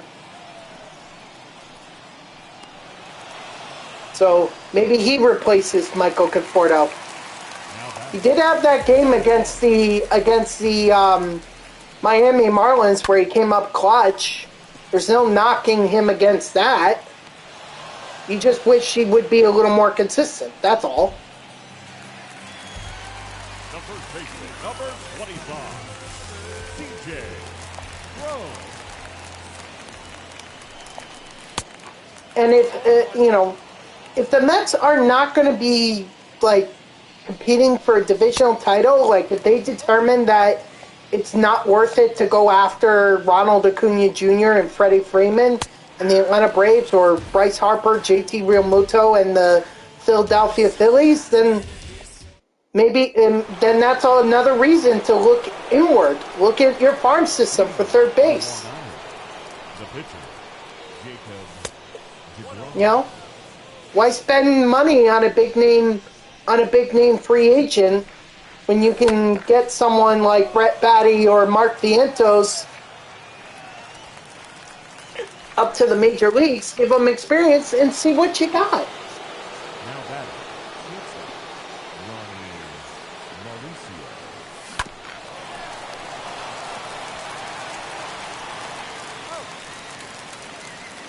You just don't want to stay non-competitive for too long because you know that DeGrom is going to come up for contract, and if he decides he'd rather have a winning team behind him, well, then he's going to enter free agency. Or Pete Alonso. Leading up for the Rockies, the second baseman, Roger.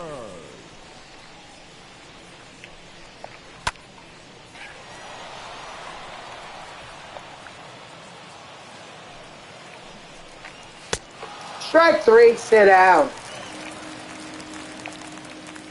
The third baseman, number 24, Ryan McMahon. 0-1's the count.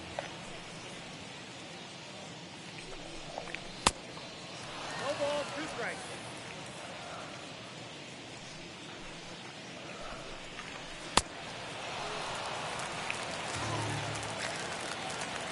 Come on, strike 3, sit down. That boy, DeGrom. Yeah, I'm actually kind of excited about this, about the idea of Brett Batty and Mark Vientos competing against each other for the spot for third base. I'm very intrigued by that. But again, it really won't matter until the Mets get a manager, a front office, a general manager, and then a president of baseball operations person. They don't have those 3 guys. I mean, how can you make roster move decisions like bringing up Batty and Vientos?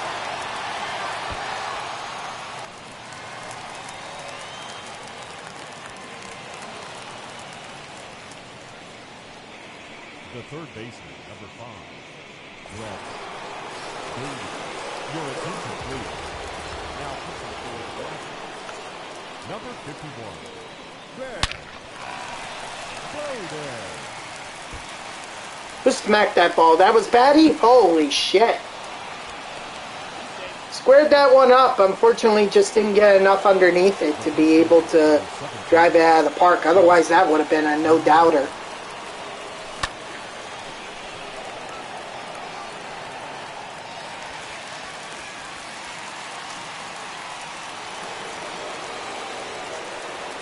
The catcher, number 8, Barry Carter.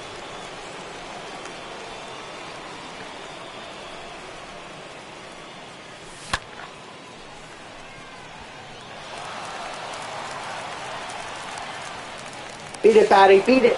Let's go. Way to use that 60 speed, whatever that you have there. Lift. Floor.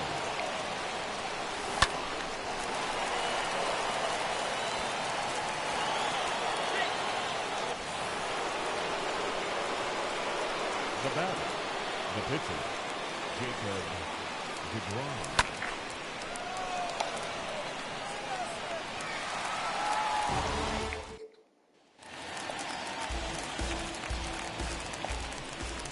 Leading up for the Rockies, the right fielder, Charlie Blackman.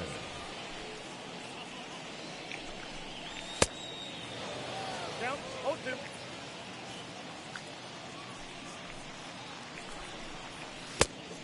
Strike 3. Throw it over. Sit down. Now batting, catcher, Elias Diaz. Nope, outside.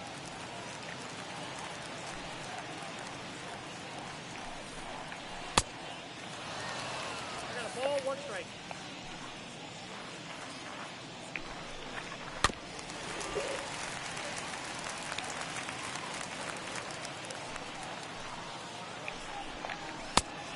Strike 3. Sit down.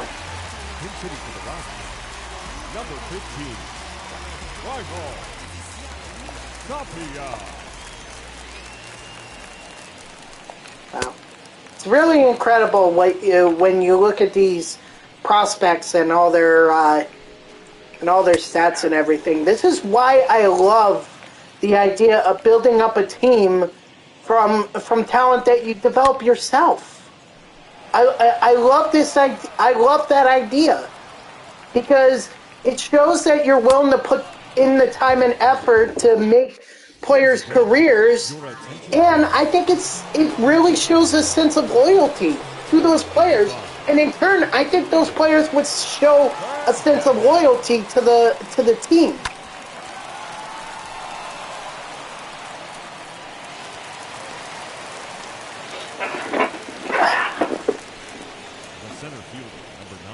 I don't know if Francisco Alvarez will be up at the major leagues, in the near future. I think they said his ETA was what did they say? They said 2023. Okay, so he would be the following season, not this upcoming season, but the following season. I mean, if Tomas Nido doesn't end up working out, because let's be honest, Nido, he's just not. I don't feel confident in him. I think he's a good catcher, but obviously a lot better catcher than I would be. But is he the guy that I would trust, or the guy that I would point to as the everyday starter for the Mets? Not really. No offense to him. And that might be because Brian McCann is there right now. Right, I'm sorry, not Brian McCann. What am I thinking? Wow. James McCann is what I was thinking. Brian McCann is the left-handed power-hitting catcher for the Atlanta Braves.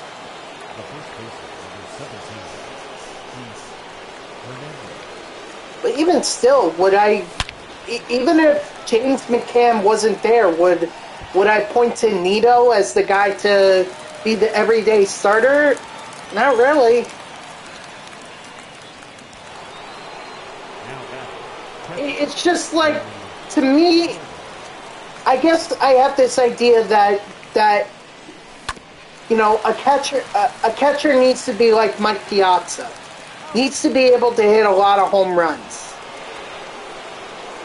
And I don't know if that's realistic or not to expect from a catcher, especially when we've already got someone like Pete Alonso who can hit 30 home runs in a single season, Your attention, please. right? Yeah, he could. Number 54, Carlos Estevez. Now back, the pitcher, Jacob DeGrom.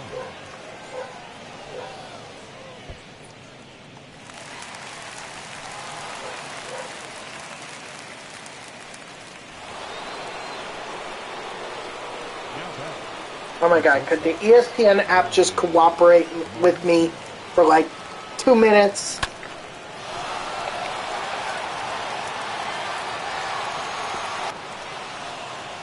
Bad timing.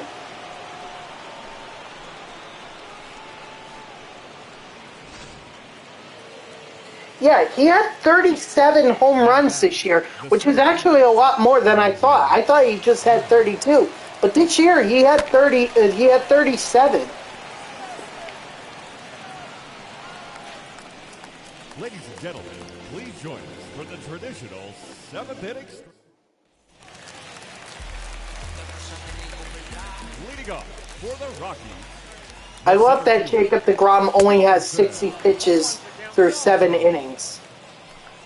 I don't know if that's been like 3 pitch strikeouts or whatever, but it's fucking fantastic. Strike 3, sit down. Now batting, number 1.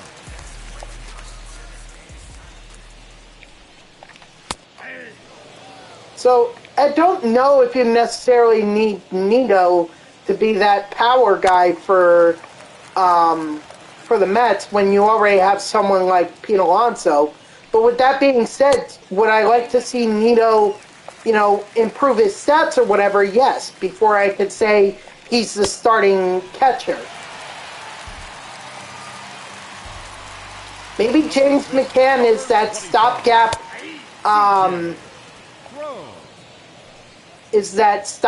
catcher until Nito or Alvarez here is ready.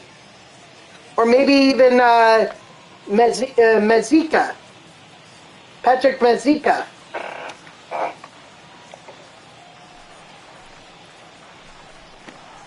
Nope, ball 1. The most clutch guy ever in Mets history. Getting freaking RBIs before he even got his first hit. I mean, I tell you what, if that's not the most Mets thing you've ever heard, I don't know what else you want to hear.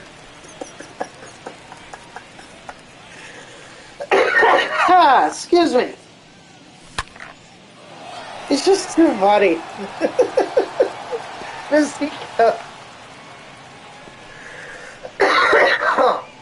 Excuse me. Your attention, please.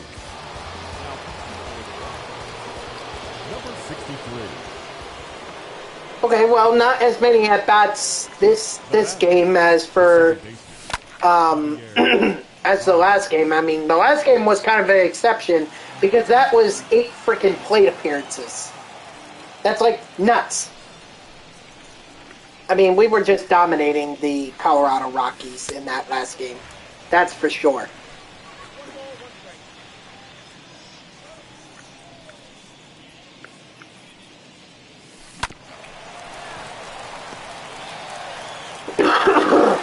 Excuse me.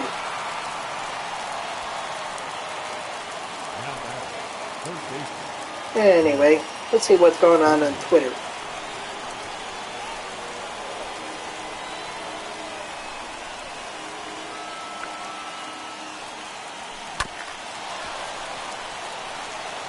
Attaboy, Batty. The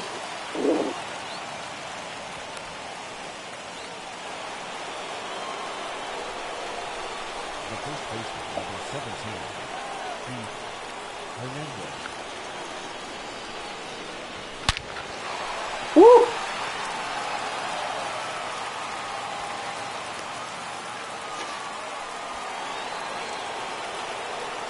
The batter, the catcher, Gary Holder.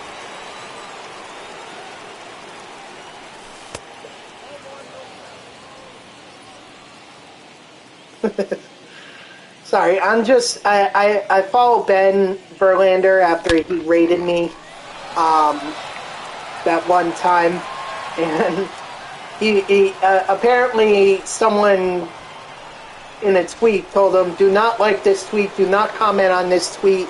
If Justin wants to be a Yankee and win a World Series with us, you have 1 hour. Obviously a Yankees fan. I think it was just a joke. Like he's just trying to be funny or whatever. I really don't know why the Yankees would be going after Justin Verlander. They need a shortstop, no? How are they going to be able to get a shortstop like Corey Seager if they go out and try to get someone like Justin Verlander? The Yankees really do have to keep in mind that that Giancarlo Stanton, he's going to come up for contracts eventually. So is Aaron Judge. How are you going to retain those guys if you're spending a lot of money on Seager and Verlander? And you know Seager's going to want a lot of money. So I really do not understand why the Yankees would be pursuing Verlander. I really don't. If some Yankees fan wants to tell me, please tell me why. But you shouldn't be going after him just because you want a quality pitcher. You should be going after guys who are going to address the needs that the team needs or the team has. Number 24, Ryan McMahon.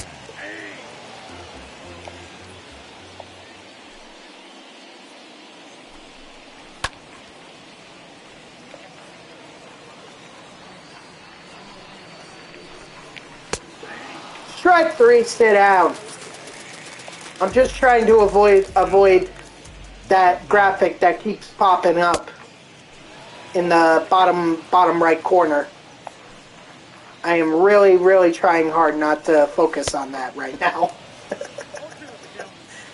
Yes, I am superstitious. Sue me.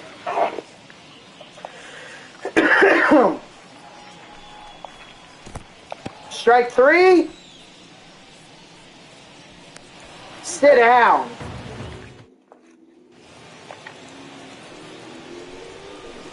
Leading off for the Lions, the center fielder, Brandon.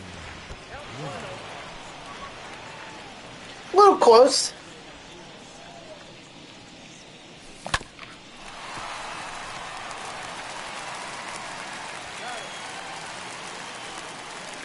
Oh wow. Who? Hofstra women's basketball team is it's not doing well, unfortunately. In the third quarter, the University of Albany has a 20-point lead over Hofstra right now, 47-27. Ugh. Not good. Not good at all. Ooh, Radioactive is out for Phoenix. Oh, I always love Radioactive.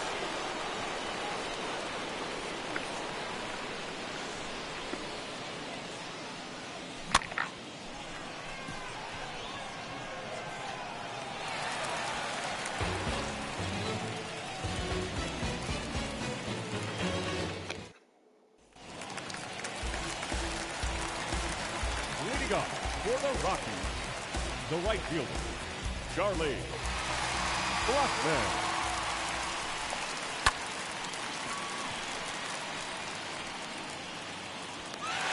Nice.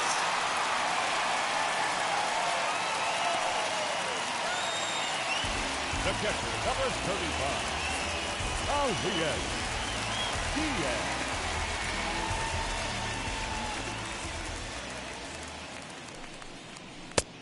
Ball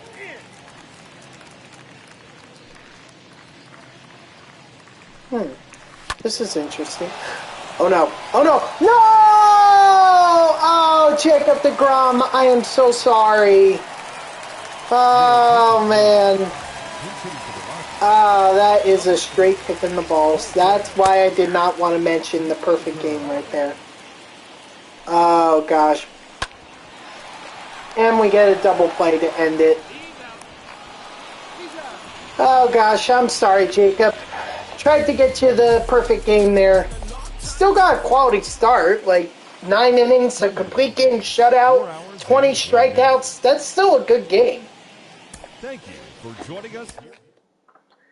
Elias Diaz, you suck.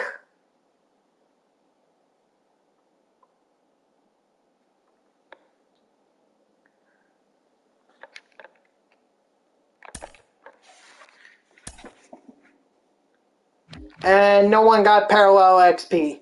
But Jacob deGrom did get under, Jacob deGrom did get over 2,000 out of 5,000, so that means he's just under 3,000 away from being superfactored. And ultimately, that was my goal, was to get as close with Jacob deGrom to superfactored as humanly possible. So we're going to play one more game. This will be the last game of the night. Jacob deGrom, one more time.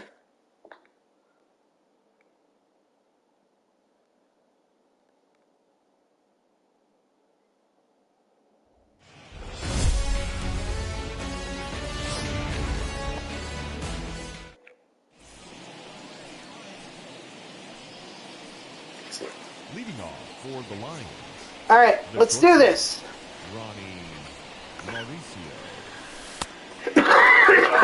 Oh, excuse me.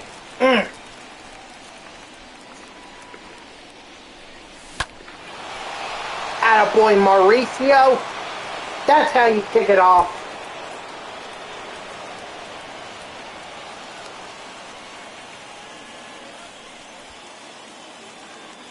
Batting second, the center fielder, number 9, Brandon Miller. No, it's unlikely that's going to happen because the closest guy that I have to being superfactored is Jacob deGrom, and I just got him under 3,000 for a 3,000 away. So he's likely going to be the next guy that gets superfactored, and unfortunately, that's not going to happen tonight, and I don't think it's going to happen the next night that I do this, which is likely going to be tomorrow night. Ultimately, my goal with deGrom is to get earn as much parallel with XP with him as possible. As what I'm aiming for is 3 to 400 XP a start. And so far, that's what I've been able to accomplish, I think, through 3 games. So I've got over 1,200 XP, and even if we could get 300 here for deGrom, that means, he'll be at 1,500. So, but unfortunately, deGrom is the closest that I have for right now to being superfactored. It's going to be amazing, though, once he does get superfactored.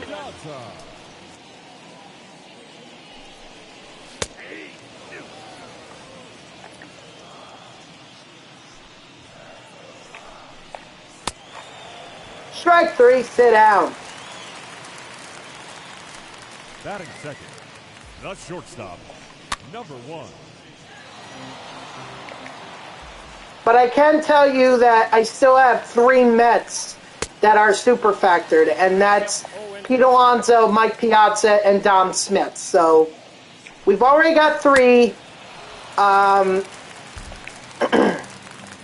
am looking for The first baseman, 8 and 5 plus another 5. So I'm looking at 18. So 3 out of 18, that puts me where? 1/6 of the way? If I'm remembering my math correctly. Yeah, so 1/6 of the way, which is still pretty good. first baseman, Hernandez. Believe me, dude, I want to be able to get someone parallel to XP as quickly as possible. The catcher, number 8, Gary. I do. So I could play on All-Star. I've done that in this series. I've played on All-Star against the Rockies, but I also want to have fun with this.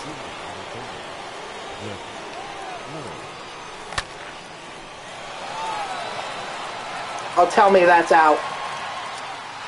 Not out. Off the wall.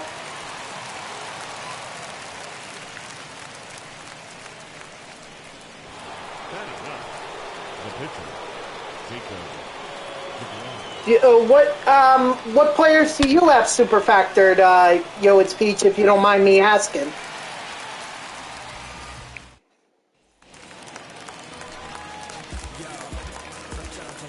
Leading up for the Rockies, the second baseman, Brendan Rogers.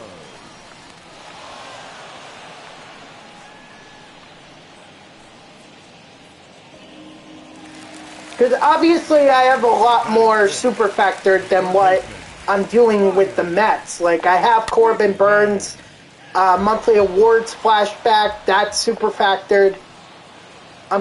You're close to superfactor Mickey Mantle? Nice.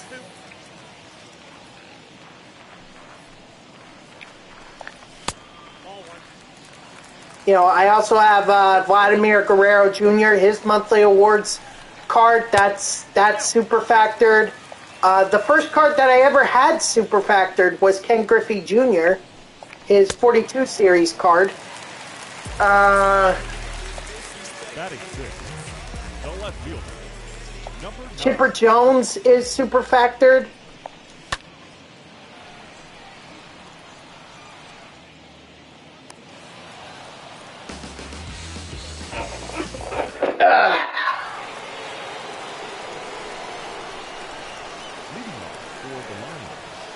The shortstop, Ronnie Mauricio.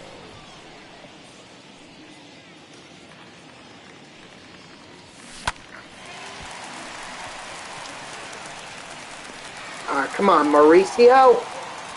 Damn. The center fielder, number 9, Brandon. So. It takes a while. It takes a lot of grinding to superfactor these players.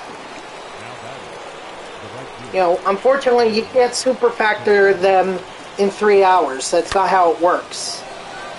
Oh, stay fair, or at least hit the foul pole. Let's go! Second baseman, Javier Ryan.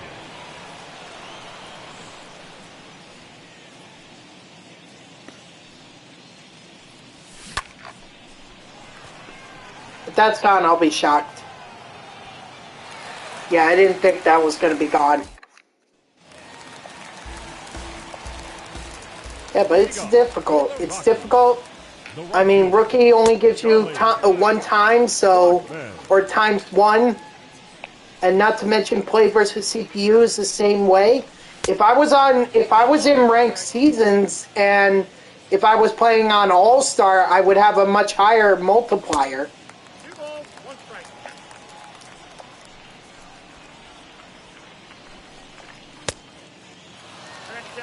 But again, I'm not going into ranked seasons, and I know I could do events or battle royale, but there's no guarantee I'm gonna have a Mets lineup. There's no guarantee.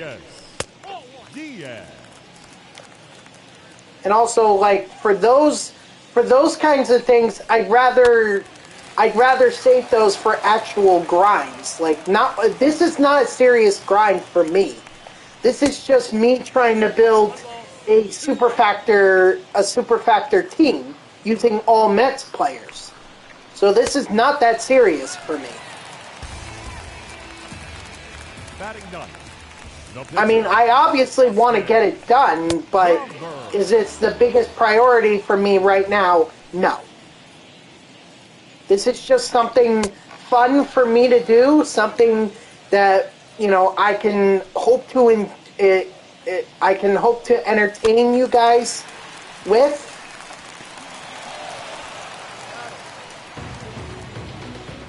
When there's no content to grind with MLB The Show.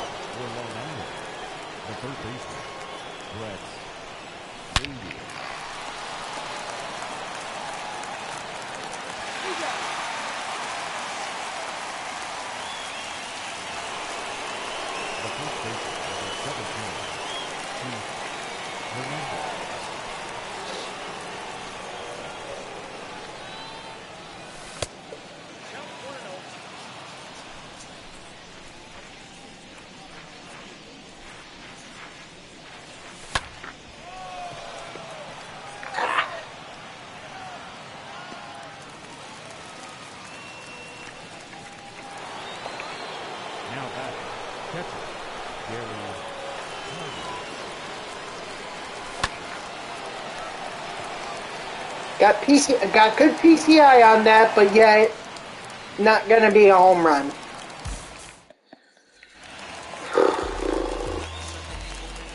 Leading up for the Rockies, the center fielder, Jonathan Piazza.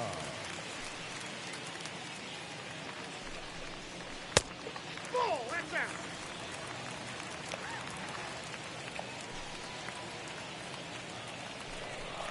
Hey!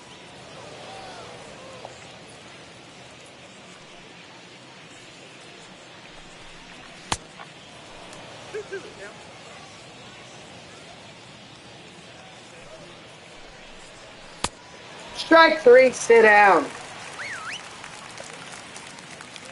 Now batting, number one. 0-1's the count.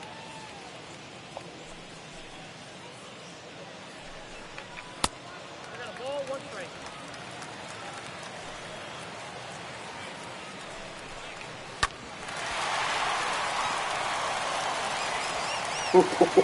What a play there by Javier Baez. Now batting, the first baseman, CJ Crow. Hey!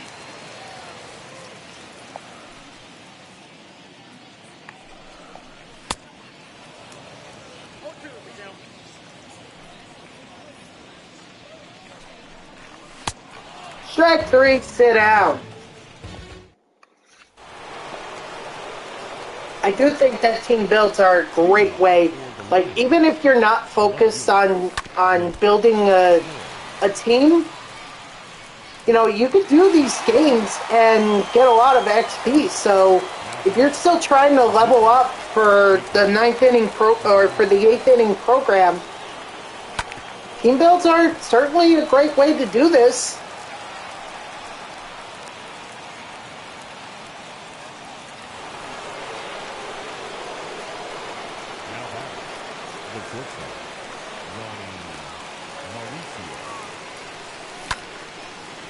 Ah.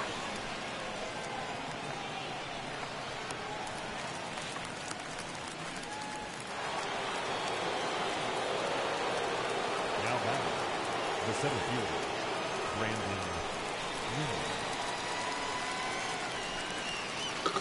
Ooh, excuse me.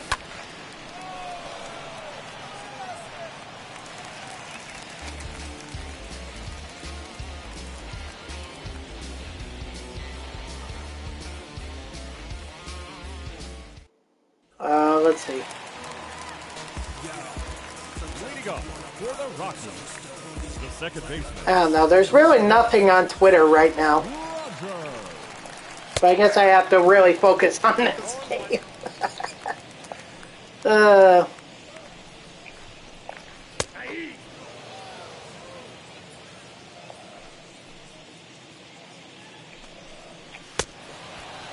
Strike three, sit down. Up next for Colorado, the third baseman, Ryan McMahon.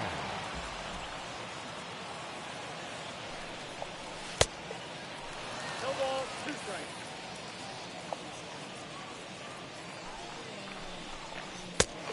Strike 3, sit down. Let's go, DeGrom. Strike out the side. 0-1's the count.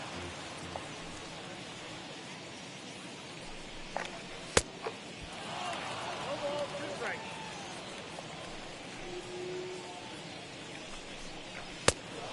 Strike 3, sit down.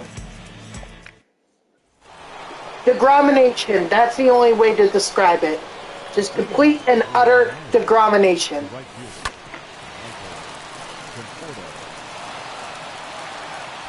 here. Ooh, thank God Conforto got there. Ooh, that was close. 0-1.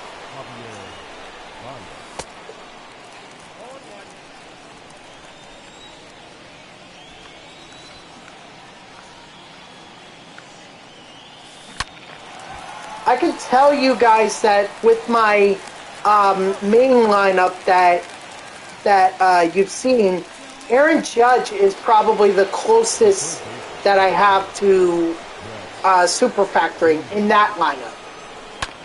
So it's just going to take a bunch more conquest games and all that to get him up there. But I think I can. Besides, I'm still trying to do the run it back program. Like I still have. There are 3 guys that I'm missing from the run it back program. And once I get those guys, then I can focus on trying to finish up the rest of the of the program, and I could get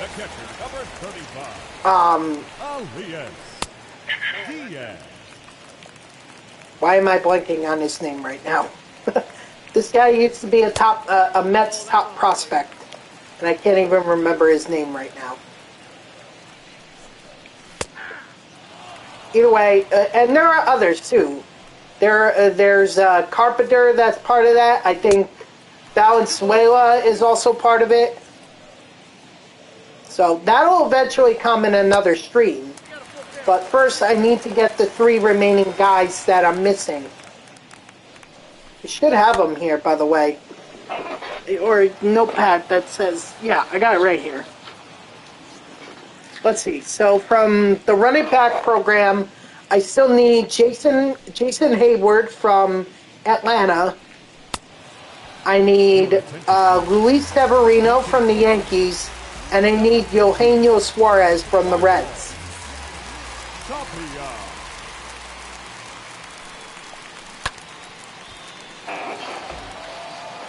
Sorry if you hear me shuffling some papers around.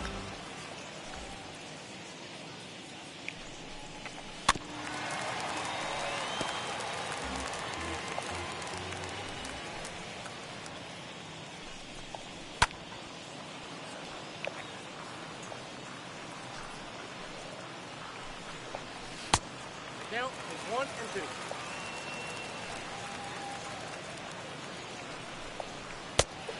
Strike 3, sit down.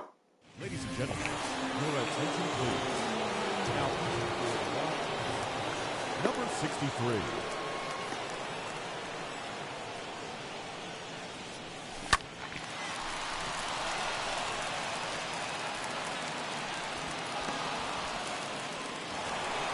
So, I'm close on the Run It Back program. I gotta get 3 more players. And then I promise you guys that when I do get these players, I will focus on finishing up on the Run It Back program. That's like the 1 player program that I have yet to complete.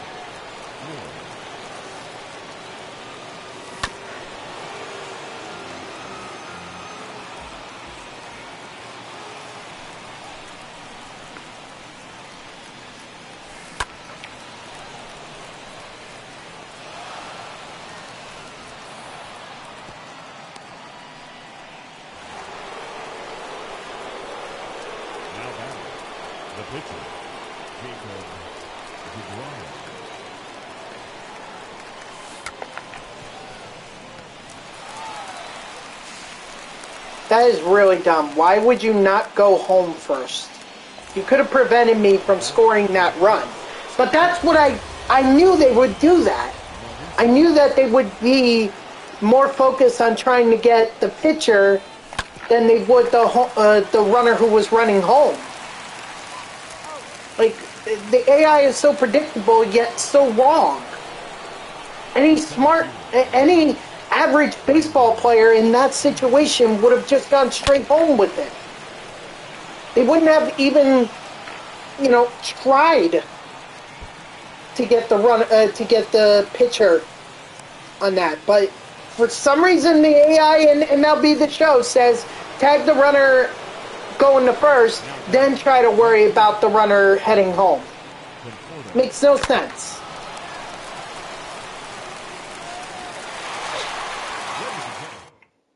Unfortunately, I don't think this is going to be a game that is going to be very high scoring. I mean, 6 runs is a lot, but I just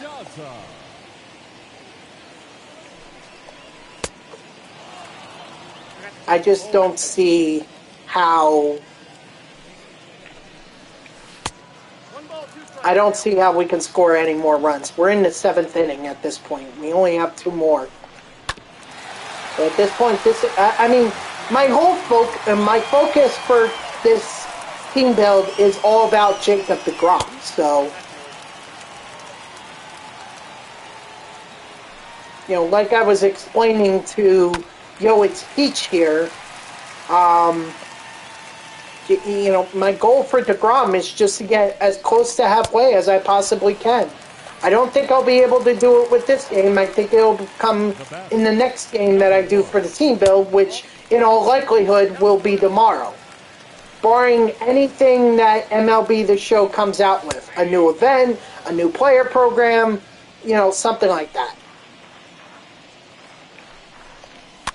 Not saying I would do a new event. I would only do online stuff if a Mets player was involved.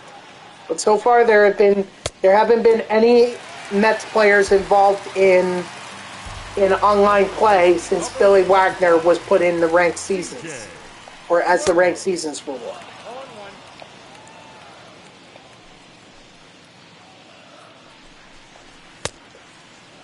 What do you got? All right, I guess if he didn't go.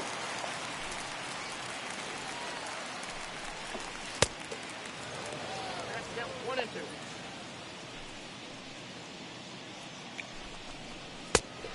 Strike 3, sit down.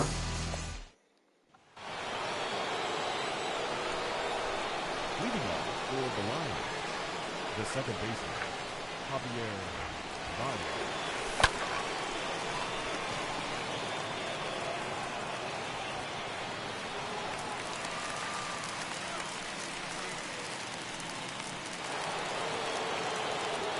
The third baseman, number 5, Yes. All right, come on, Batty. The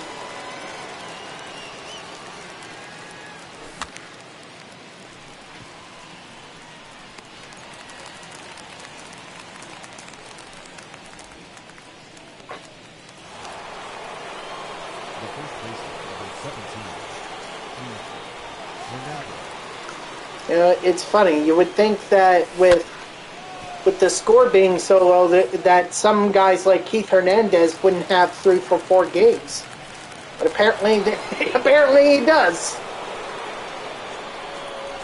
The catcher, number 8, You would expect him to have more of a game like Gary Carter, where he's 1 for 3.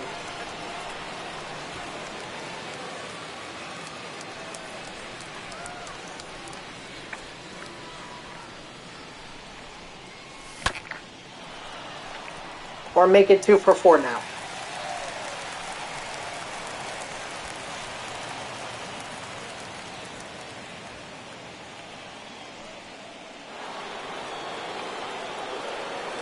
the batter, the left fielder, Where's going?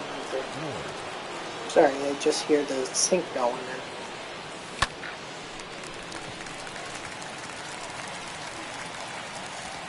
Alright. On to the bottom of the 8th. Let's try to get Jacob deGrom some more strikeouts here. Leading off for the Rockies, The second baseman. Hold on one second, guys.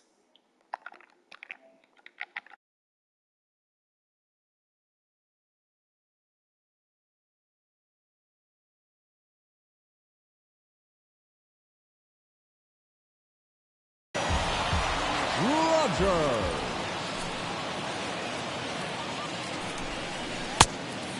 No ball, 2 strikes.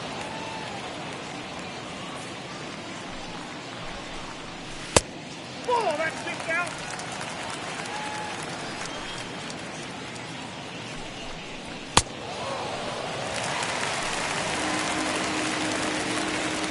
The third baseman, number 24, Ryan McMahon. Aye.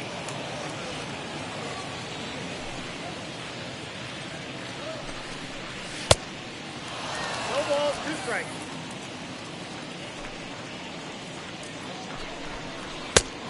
Oh, that's inside.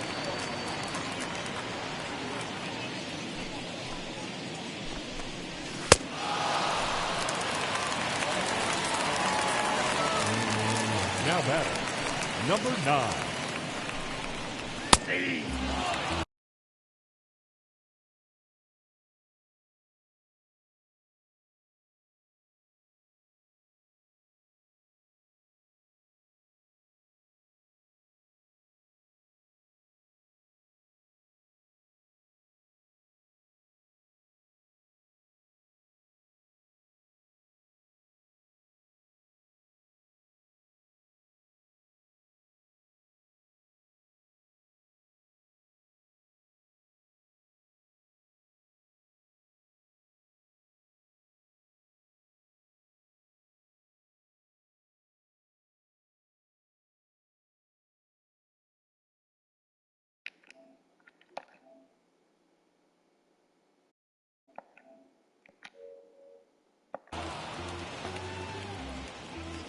Alright, now I think you should be able to hear me. Sorry for those technical difficulties. So can you hear me now? Because I was able to hear myself.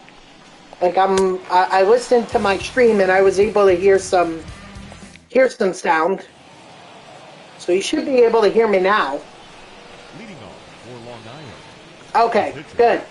Jacob. Sorry about that, man.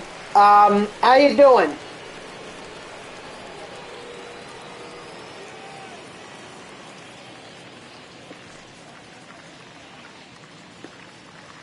Honestly, I probably should just see. That's what happens when I try to pause a broadcast and come back to it, and I have some technical difficulties. Oh, what a catch! Yeah, this has definitely not been Mauricio's game. Okay, if you just want to shut me up, Mauricio, I guess you can hit a home run. Sure, we'll do that. Number 9, Brandon. Oh, Nimmo knew. He got two out front of it.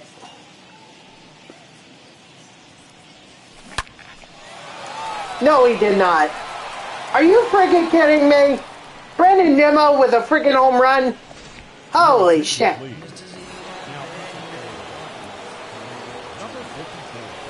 Doing good? Oh, that's good to hear, man. Good to hear.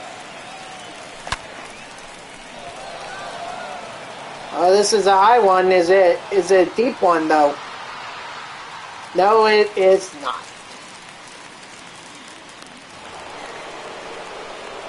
Now back, the second baseman, Javier Vaz.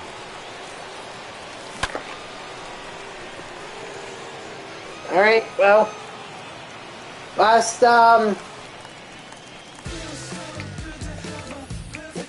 half inning here.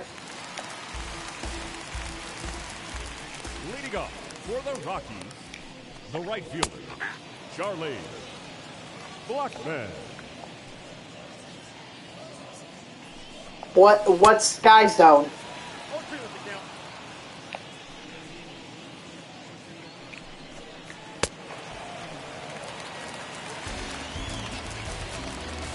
The catcher, number 35, Elias. Oh, okay. Well, Diaz. yeah, I've seen a lot of those trampoline parks. Like, I mean, I don't think I could go because I'm a little old. Like, I'm 20.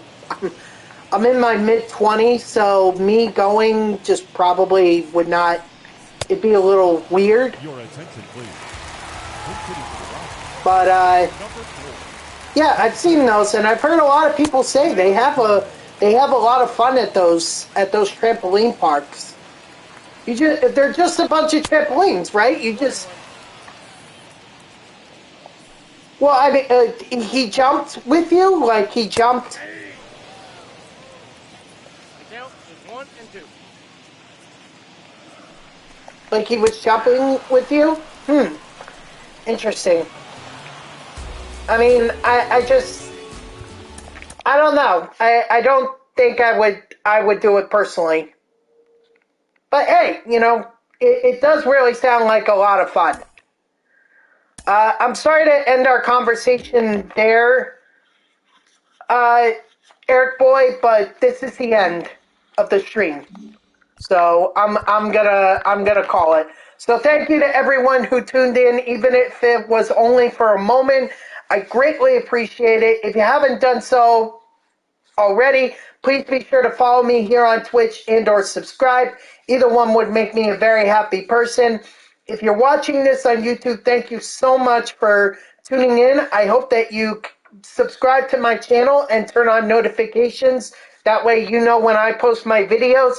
And if you want to know when I go live, you can follow me on Twitter at JeffreyWarner3. The link is in the About page that's underneath the stream here. Go check it out. I'll always tweet whenever I go live. You can also turn on notifications here on Twitch. That way Twitch sends you an email every time I start up a stream. Overall, I'm pretty happy with the progress that we made. We did get a couple players to several tiers. Like we got Javier Baez to tier 2, Gary Carter, Michael Conforto, Brett Batty, Keith Hernandez got up to tier 1. So this is all good progress that we're making. Yes, it's slow and it's steady, but it's all progress that we're making. So I can assure you we're going to be making this slow and steady, and we will have a superfactor team at some point.